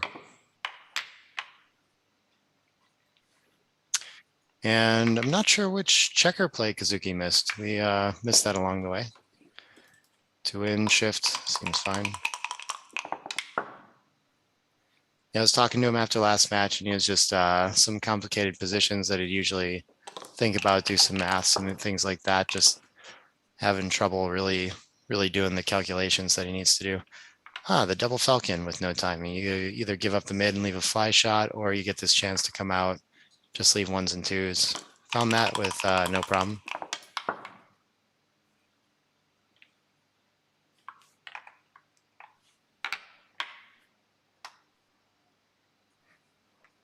Thanks, guys. Looking forward to hearing Ryan. Okay, I'll let him know. Not sure it was a take on the no double. Well, if that's the case, then I guess we would have to be in too good land, but I don't see any errors on the bot on the analysis, so it seems like they're playing okay here. 6-1, yeah. So for Kazuki, he's kind of got some work to bring those 2 points around still. So I think, yeah, we could if we wanted here, according to XG. But it's going to be a pretty simple take for Dirk, and it's without some giant doubles, 6s, 5s, something like that. It's going to be really difficult to lose your market. Not a lot is going to change here, so it's hard to make an error not sending the cube. Someone asks, what's a double falcon? It's when you play both checkers off your anchor out. Usually it implies there's contact too, but so that 6-3 that he played from the 21 point got hit, but it worked. It's, I think Michi coined that in his opening technique book. Can I tell the standings at the moment? Yes, 4 points to 2. I think Wilson here is working on sharing a graphic on that. I think Dirk has won all the PR battles and leading by quite a bit. They had a pretty wild match in match 2, pretty confusing stuff. But he held on to the PR there, and then otherwise just playing his under 2 stuff. Kazuki struggling a little bit on match 3 there. So the average should be going to Dirk for sure right now. And now that Kazuki has broken 1 point, he's going to think about whether or not he needs to send a cube again, a little closer to home. But Dirk has also improved his board. Not much has changed. Yes, that's right, Nigel, 4th of 6 matches. And he's going to send it here. Easy take for Dirk. 5-5, here we go. This is why we sent it. We're going to lose our market. Does he want to leave the... Okay, he's going to make it a little harder to get home. 2-1. I thought he might come home with a 15-point blot instead. And 4-1 is going to probably cover the deuce and then shift 15 to 14. That leaves 6-5, but that's where there's already 6s and 4s. So you don't add any shots, but you link up with your 8 point, which should make it easier to get home. So I think 15, 14, 6-2. Yeah, Dirk is playing pretty wild, pretty awesome. Kazuki's error must have been 8-5 instead of 13-10. I saw it as a mistake for sure, but it didn't show up as a blunder on the low setting, so I'm still not super clear on that.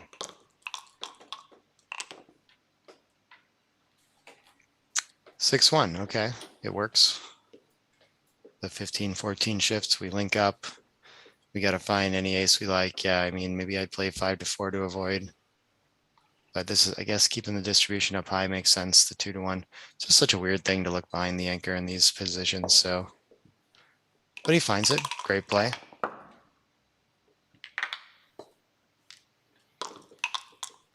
The 6-5 where he played both down. I'm not sure I remember that one. Okay, though. 6-5. Maybe Kazuki's worse, gonna leave a shot. Guess maybe any 5 is pretty bad, doesn't have any checkers there.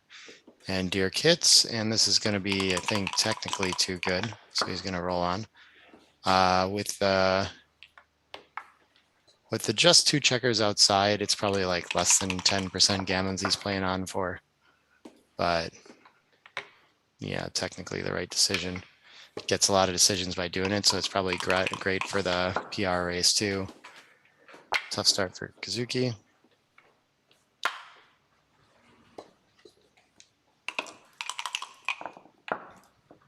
Oh, is Dirk's PR currently 0.25? Yeah, that makes sense.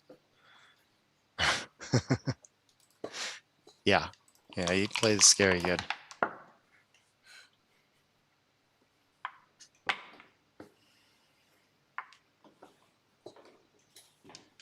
Very humble about his game too, I don't know. understands he makes mistakes and things like that. I think he probably feels like he has room to get better too, you know. He's a great guy to talk to about backgammon. Oh, good morning from Wisconsin. I'm moving to Madison soon. I'll meet y'all there.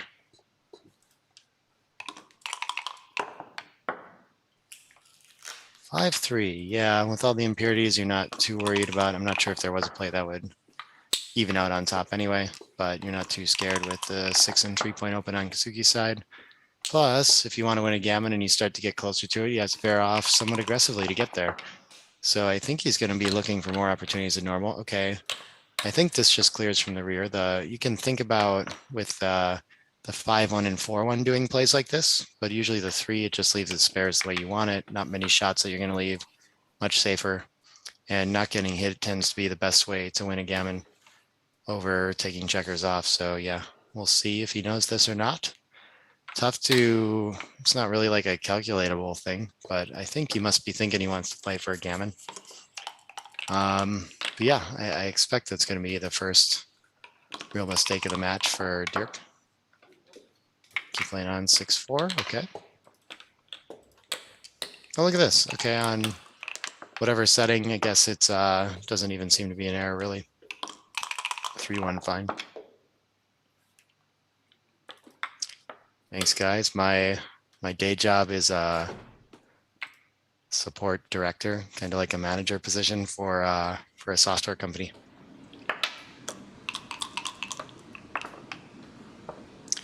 Five, 4 is going to come in, and now is the too good trade-off still there? Dirk thinks so. Very close to getting there. Should clear safely. There's only a few aces that are problem rolls, so find a roll, and plus it's tough to lose even if you do get hit. All right.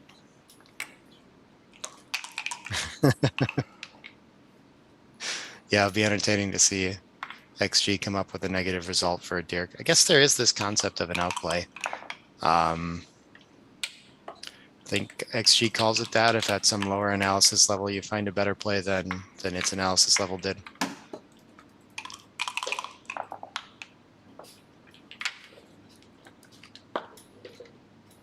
Well, sweet, I got free lunch in Madison. Looking forward to that.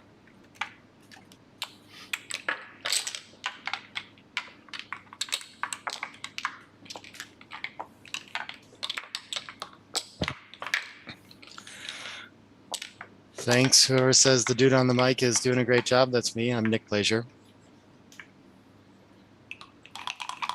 And Dirk starts off with 4 points and a .59.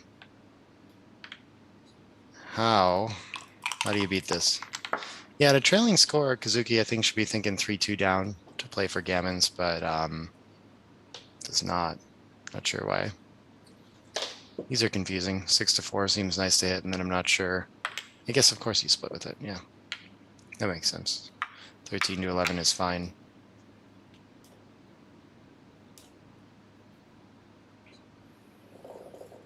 Someone asking if this is live. Yeah, it's 3:18 Marbella time. Ooh, this is an interesting roll. We could use all of them to make the 5, or we could use all of them to hit twice. A lot of times hitting more, you're playing at like gammonish scores kind of gets more, but this play just wins more too. So good find from Kazuki. Of course, always has just great instincts for the game. But yeah, 3:20ish Marbella time, and then we got started at about 10:30 a.m. here today. And we'll be playing till probably dinner time if we need to.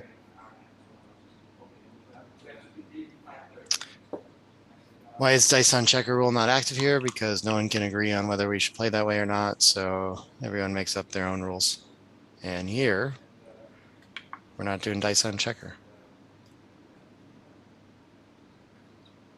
Feels like a nice rule, saves time. On the flip side, if you haven't played dice on checker, it's like impossible to see that as a valid rule. So it's hard. Old habits die hard. Thanks, everybody. 3-1 is gonna anchor up and hit. Very nice. You're getting back in the game.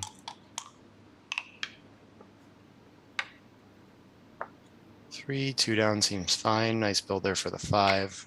Oh, bar to 20. Interesting. Yeah, with 3 back, priming structure.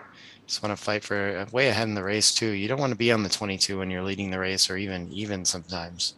So you're always looking in for opportunities to come off it. Turns out this was one. Not sure how big of an error that would be, but Dirk just wants to get a checker moving. Nothing better to do with his 4-5. Okay, ace hit is easy. What do we do with the 5 if we do that? I guess we just slot. Sure. No one has a point in board yet.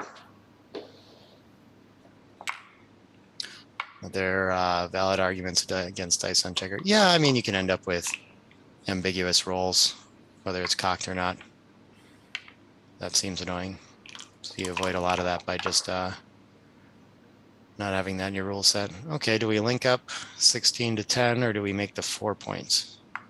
What's our 2 if we link up? Our 2 leaves a direct shot if we link up. It doesn't look very strong. So I think he's going to notice, oh, I got to leave a shot anyway, or play up to the, down in the race. We can't do something like just clean up 8 to 6. So he sees why not make a board point. Plus your opponent has to give up the midpoint to hit you here. Probably get some return shots.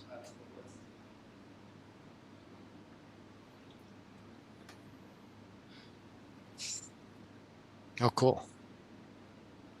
Phone app coming for Backgammon Galaxy. That's exciting.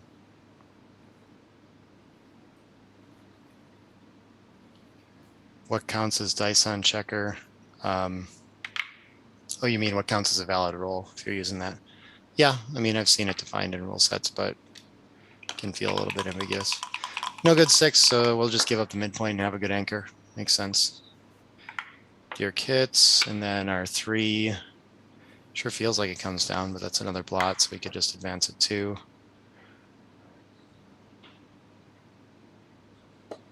Yeah, okay. Play with 2 blots. We're way down in the race. We need to make something happen. 4-6 fan. Wow.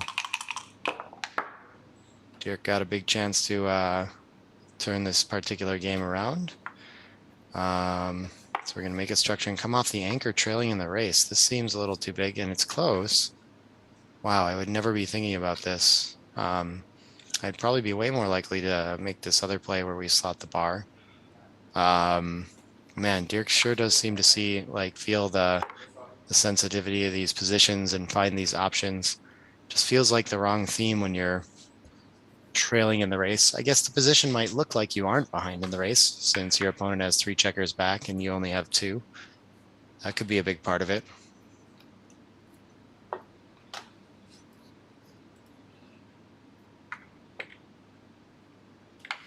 Oh yeah, we're talking about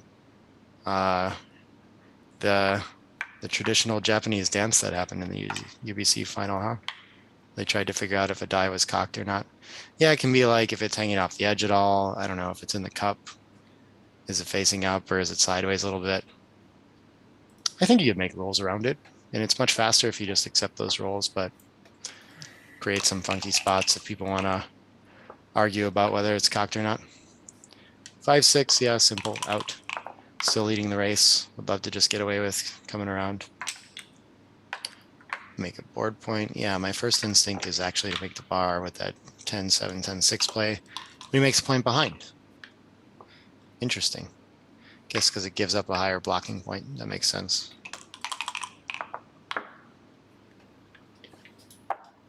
Six, okay.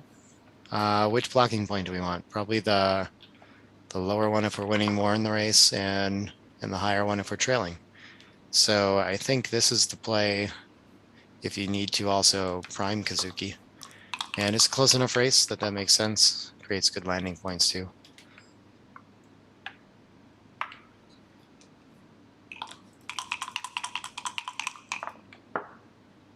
Yeah. All right, I didn't want to start a die-on checker debate. Yeah, 13-9 seems fine with this. We're worried about leaving 2-6, but he's going to play safe, not notice the tactical opportunity, I guess, that fly shots are going to leave a direct return in board. Could have had a spare on our 6, which is always really nice for bearing in against an anchor. But in a really tight race and also at the score, we're not going to be super inclined to send a cube anytime soon. So now do we try again to clear the midpoint, or do we break the 9? I think I'd be inclined to do this, but the spare on the 6 must make it close. And yeah, 9 to 6, 9 to 3 is a contender for sure.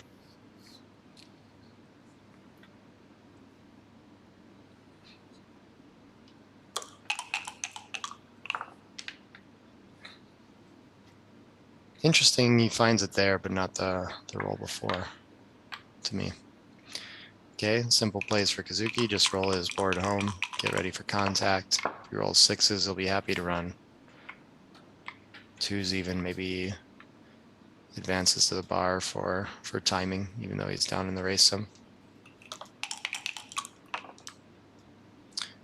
3-1 isn't going to help with the race. That's the primary thing that we care about in this position. And now with 11 pips, Dirk wants to think about it. 3 away though, like you got to get a lot closer to losing your market.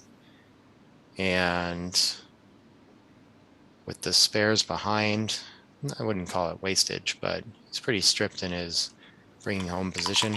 He could have trouble still. So the contact just on its own is going to be plenty for Kazuki to take. He sees that. I think the 9 clear is the only thing we have here. Next best is a small 500 error.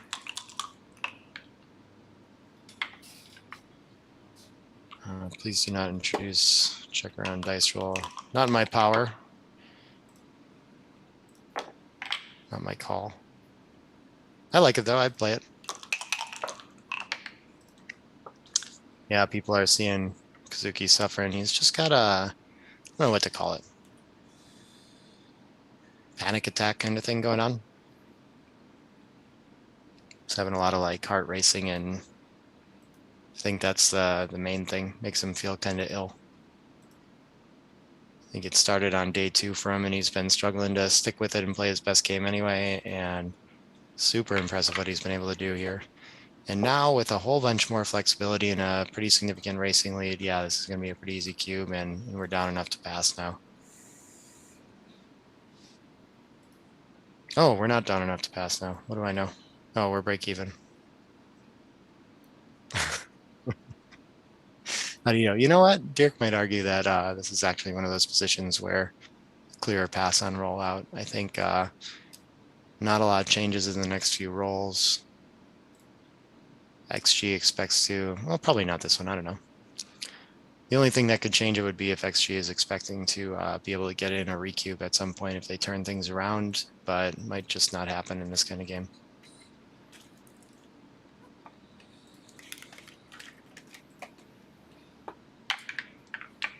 Oh, thanks for the compliments still. Yeah, I've got a bunch of thank yous to dish out too while we're playing.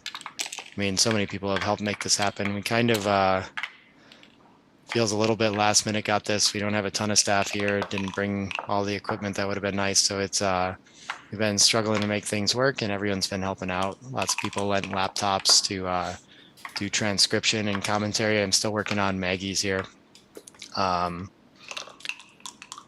We had a lot of help with like transcribing. Ryan Ravello and Mochi jumping in the mix, and Ali's been in there, I think. Well, Simon's been in here helping out with commentary too. Really every time, I mean, the staff's been really nice here too. Every time we need to figure something out, they're helping, which is cool.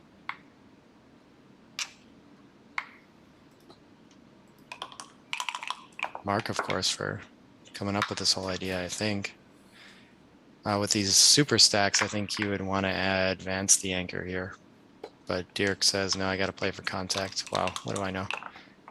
Oh, it looks so scary to let him try to develop those big stacks anyway. I guess you're down so much in the race that you just really need the contact. Of course, Kazuki's happy to run.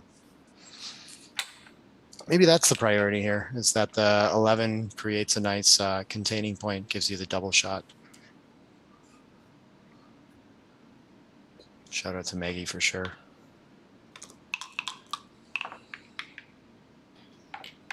Yeah, that's cool to see. This is what I want to avoid with the 20. Now I feel right if I made it, but nope, got to play for contact. Right to suffer this.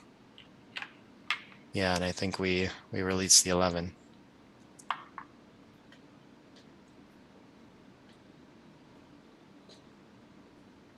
Yeah. Someone's asking assumption about what's going on with Kazuki. I don't know. I mean, the thing is, what he's feeling sounds an awful lot like that. That's all I know. They don't know what it is. So that's kind of about him to share. Chatting with Mochi about it, who's been around that a lot, around Kazuki a lot. We got an interesting two-way cube, it looks like. 3 checkers back. We got a little more threats than usual. Big racing lead. So just a tiny bit of gammons has to make Dirk think about this a little bit. He's got to evaluate if he's got enough wins and save enough on the gammons to take it two-way. Very difficult to take with any volatility. If he can correctly assess that there are no gammons, he might be able to find this one and be happy to play on holding a 2 cube potentially for the match if he can turn it around.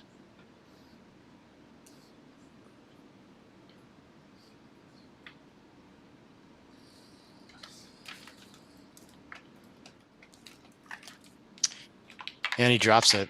And yeah, I agree with you. I mean, Kazuki obviously not feeling his best and still playing out of his mind, making the finals. Been feeling this way since I think like the second day of the competition, and still putting up results that I don't think I could ever touch. You know, not without a lot more study. Here, I think when interesting. We're just gonna play for gammons could be a thought. Sometimes 21 and 5 makes some sense when you're challenging a blot, where if you get hit anyway, but yeah, I think this is the natural play.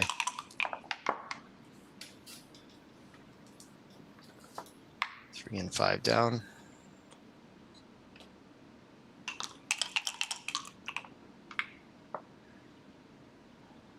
Five's gonna hit.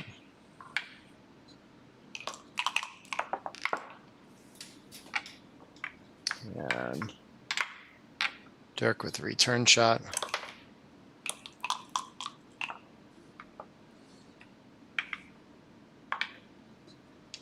And of course, as this wraps up, we're already talking about how to do the next one. Always excited. Such a fun event. 5-3 could hit, but it breaks your mid. Then what do we do with it next? Do we just play down, try to play simple, or do we hit on the ace with all these checkers in the zone? Both are close. 3-2. Yeah, awesome to have an anchor in front of the candlesticks there. 5-1 is a nice shot, making the next best point. And a close race here too, so Kazuki should be looking for opportunities to leave the anchor, finds one.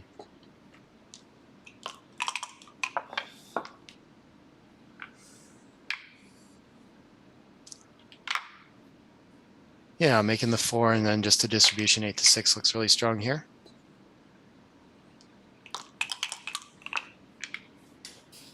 Also, Wilson and Tua have been doing awesome all weekend too. Scrambling to bring you the graphics and keep the stream up. Our internet keeps dropping. We figure things out.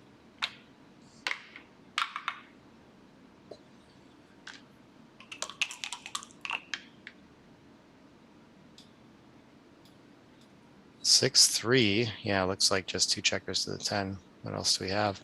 Small racing lead, not huge, but you're clearly outboarded, so you got to be careful bringing this around for sure. 6 is gonna change who's ahead, but this is forced, so we're gonna play that. Looking at the cube action here, and yeah, we don't have really any advantage. I was because, yeah, okay. I was just confused because it was a false move. Yeah, nothing wrong. Yeah. Good. 5s are gonna make some points. Unless we're winning the race, interesting. No, it's still, how do we not play 10-5 and 6-1? Yeah, I guess 13-8 with it. Okay, look how close those are. Starts with 10-5. Let's do that.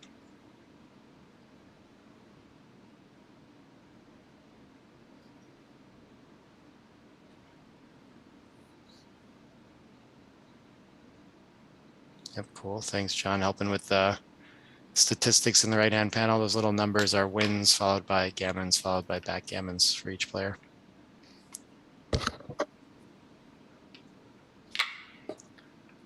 Consolidates the race, leading by 11 after the roll, I think. Yep. And I think Dirk should be happy to jump out Yeah, and avoid contact even though it's, oh, he's going to play to the 18. Interesting. Yeah, this seems dangerous. Could even invite a cube, being down in the race a little bit and something to jump on. If we make some point, we could lose our market if he can't later hop out. Interesting fast oversight here. I feel like Dirk would usually see this kind of thing. Do wonder if we have a cube here. I mean, trailing against 2-away can't be bad. And yeah, he sends it. I know something going through Dirk's mind a lot is trying to get your opponent to make inefficient cubes like this, where you're way far away from losing your market. So maybe he thought his play would help to that end. Okay. Oh yeah, do we make the 4? Do we point on head? I think we got to go for this for gammons. Why not? Not that many gammons in this position though. Interesting. Yeah. So that makes it tough. But the stacks are so tricky decision. Guess you have more builders for the 4 point after making the deuce point is a factor too. Put your opponent in the air. Gain in the race.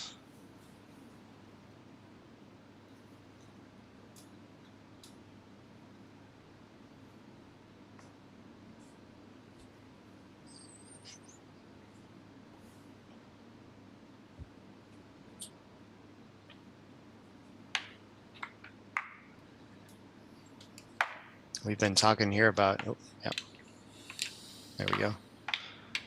But how much the players seem to be preferring this earth board, the size of it specifically. A little bit shorter and smaller than a lot of, No, yeah, keep going. okay. Just gonna make sure you're in the right spot there. But yeah, it's so the earth board's like the dimensions are a little smaller. It's easier to see the whole thing, either kind of reach across it.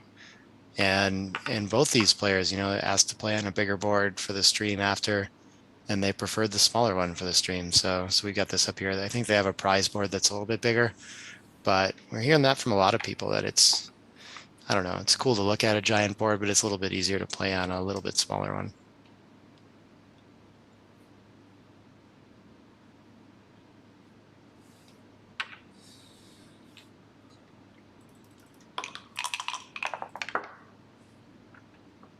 One, two. Yeah, enter deep, cover the point. Seems great. Shot for Dirk, 6-2. Yeah, I think this is why we made the 2, at least in part, is that the 4 is a little bit easier to make later. And now we're getting to the point where, I mean, it's going to be tough to attack back on the ace. Dirk still has a much stronger board. Yeah, this ace is tricky. I always like to play 2-1 and get it off there for purity, but he's doesn't want to give something to shoot at if Kazuki should decide he needs to hit on the ace. But yeah, it's going to be tough to play an ace to hit in this position. Yeah, just 8-2 is fine. But if we can keep our, oh, 6 is going to come up and save all the gammons. Okay, interesting. Look at this. Just cover and stay back for the contact is actually a little bit better here. You might be able to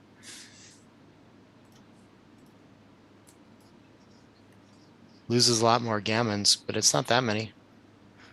With 24 outside, I'm probably going to get to start running those 18-point checkers around at some point. But yeah, especially at the score, very difficult decision to weigh the wins against the gammons here.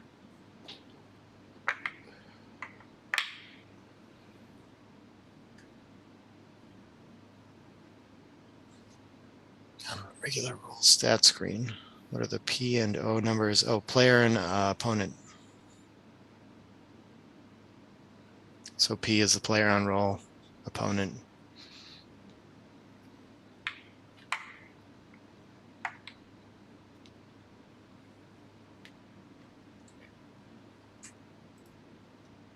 It's always fun too when they get stuck in these thoughts about like, oh, which game plan do I need to play? Do I need to save a gammon or do I need to play for the win? Spend a ton of clock time thinking about it, find out afterward that it was pretty much pick 'em, even though the numbers are way different, right? Saving the gammon makes a lot of sense though.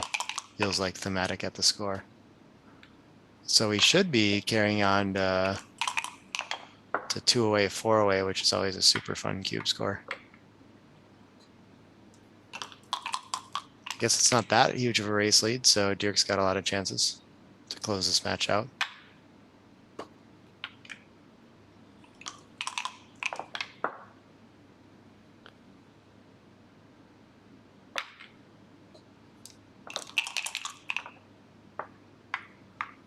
Five, three, just gonna come in and bear off. He's playing fast. Must be feeling better. Somewhat. 5-2. 6-4. Team can bring 2 around the bend. Everyone's going cross-eyed at the end of this much backgammon. And these PRs are tight. This is a really good match so far. Blunder a piece on checker play. But still under 3, under 2.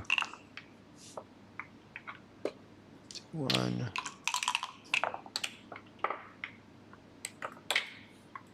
5-5. And we've caught up quite a bit in the race, but I think Kazuki already has quite a few checkers off. Gonna have a big edge here. 2-4.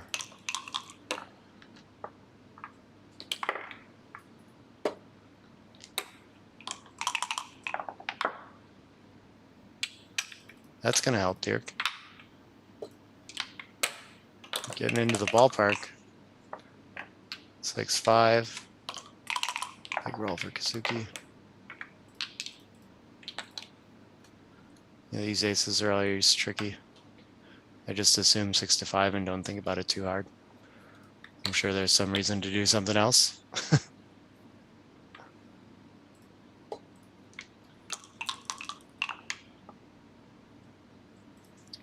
Someone thinks Dirk just memorized every XG position. For some reason, occasionally he chooses to do something different. Just not as often as his opponent. I don't know what the number of position is. Someone suggested something like 10 to the 21. But the size of backgammon is absurd. It's very far from being solved and even enumerated, so I don't know. It's possible that we as humans haven't actually played all positions yet. So I kind of doubt that Dirk memorized it. But he's got chances to win here. 5-1 off, okay. And Kazuki gets off a little better than half the time. When he doesn't, Dirk has to dodge an ace. This is a miss. And that's the match. All right. Kazuki cleaned the play up and was able to hold down to a 2.7, looking a little fresher, but not enough to take a PR away from someone that's playing consistently under a 2. Impressive stuff. When the checker's out there, we'll send that over for the confirmation on the rollout. We're going to start the Chuck Norris memes with Dirk. I like it. Yeah, I think he just needs to like convince people that he's not a robot, you know, with a mistake here and there. Tries to pick ones that aren't too big, but that's why he has to think a lot about like what's the ideal place to make an intentional mistake. It's hard. But all right, I'm going to go out there and talk about analyzing, making sure we get it sent to the right computer, figure out. Usually we've been taking 15-minute breaks between matches. I'll find out what they want. I think they're discussing that right now, but we'll be back soon with match 5. I was watching. Just ran about that. Yeah, I will. That's probably is.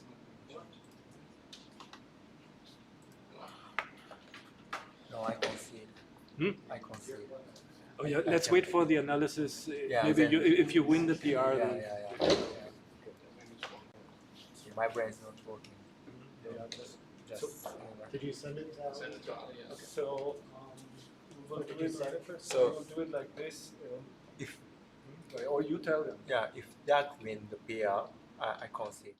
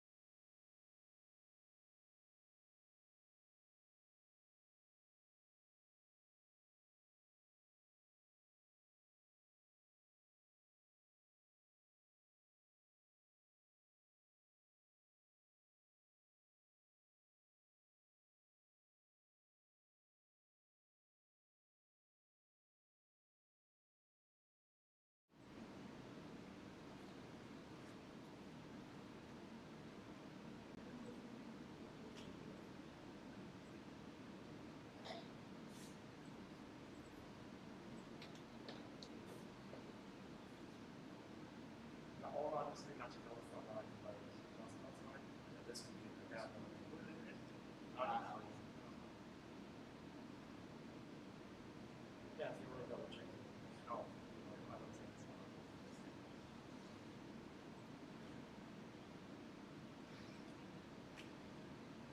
Master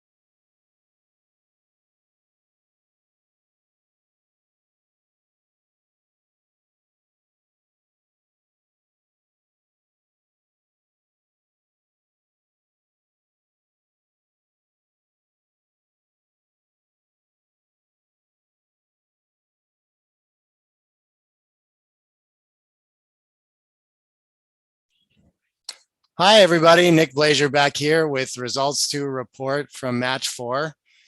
And after 4 matches, Dirk has been confirmed to have won the match and the PR point in match 4 for 6 points to Kazuki's 2 overall. And with the 277 overall average to Kazuki's 4.82, as you all seen, he's been struggling quite a bit. And just not feeling his best, he chose to resign it. It would have taken winning all 4 match points and PR points, as well as adding, quite a bit of PR to Dirk's to overcome that. He's not feeling well. Health is more important, so he's just gonna concede it to Dirk, the likely winner anyway. He's in good spirits afterward. Actually, he gets to rest now, which feels quite good. I'm sure. Played a good match 4 there too. I'm a little bit heartbroken for the guy. I think he's gonna be all right. Just needs to relax now. But that's it. That's Dirk is gonna be your champion contender for Mochi. I think he's gonna give Mochi a really hard time in that final. Look at this stuff. He just always plays a 2.77. In that range. Crazy stuff. We're gonna try to run around the resort here and get some interviews with people afterwards and kind of get their takes on the tournament, things like that. Especially, of course, Dirk, your winner here. But we're going to do that after the fact here, and we'll post those later. But this is going to do it for the stream. No more matches to report today. So this is it. This is your UBC Marbella 2021. Thanks so much for jumping on the streams with us and watching all this. Been such a exciting games, matchups. Been really fun doing commentary with y'all. We all are wishing Kazuki well. I'm sure you're gonna see him at the trio tournament anyway, if you go there. So yeah, more backgammon soon, I'm sure. I had fun this weekend. Thanks everybody for tuning in. Bye now. This is Nick Blazer. Thanks for joining us at Backgammon Galaxy here for the UBC Marbella 2021. Bye everybody.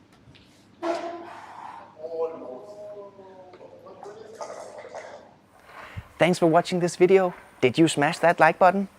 Remember to subscribe and click on the notification bell to not miss out on future videos. Follow us on Facebook and Instagram and my personal Instagram, markolsen10. And see you in the next video.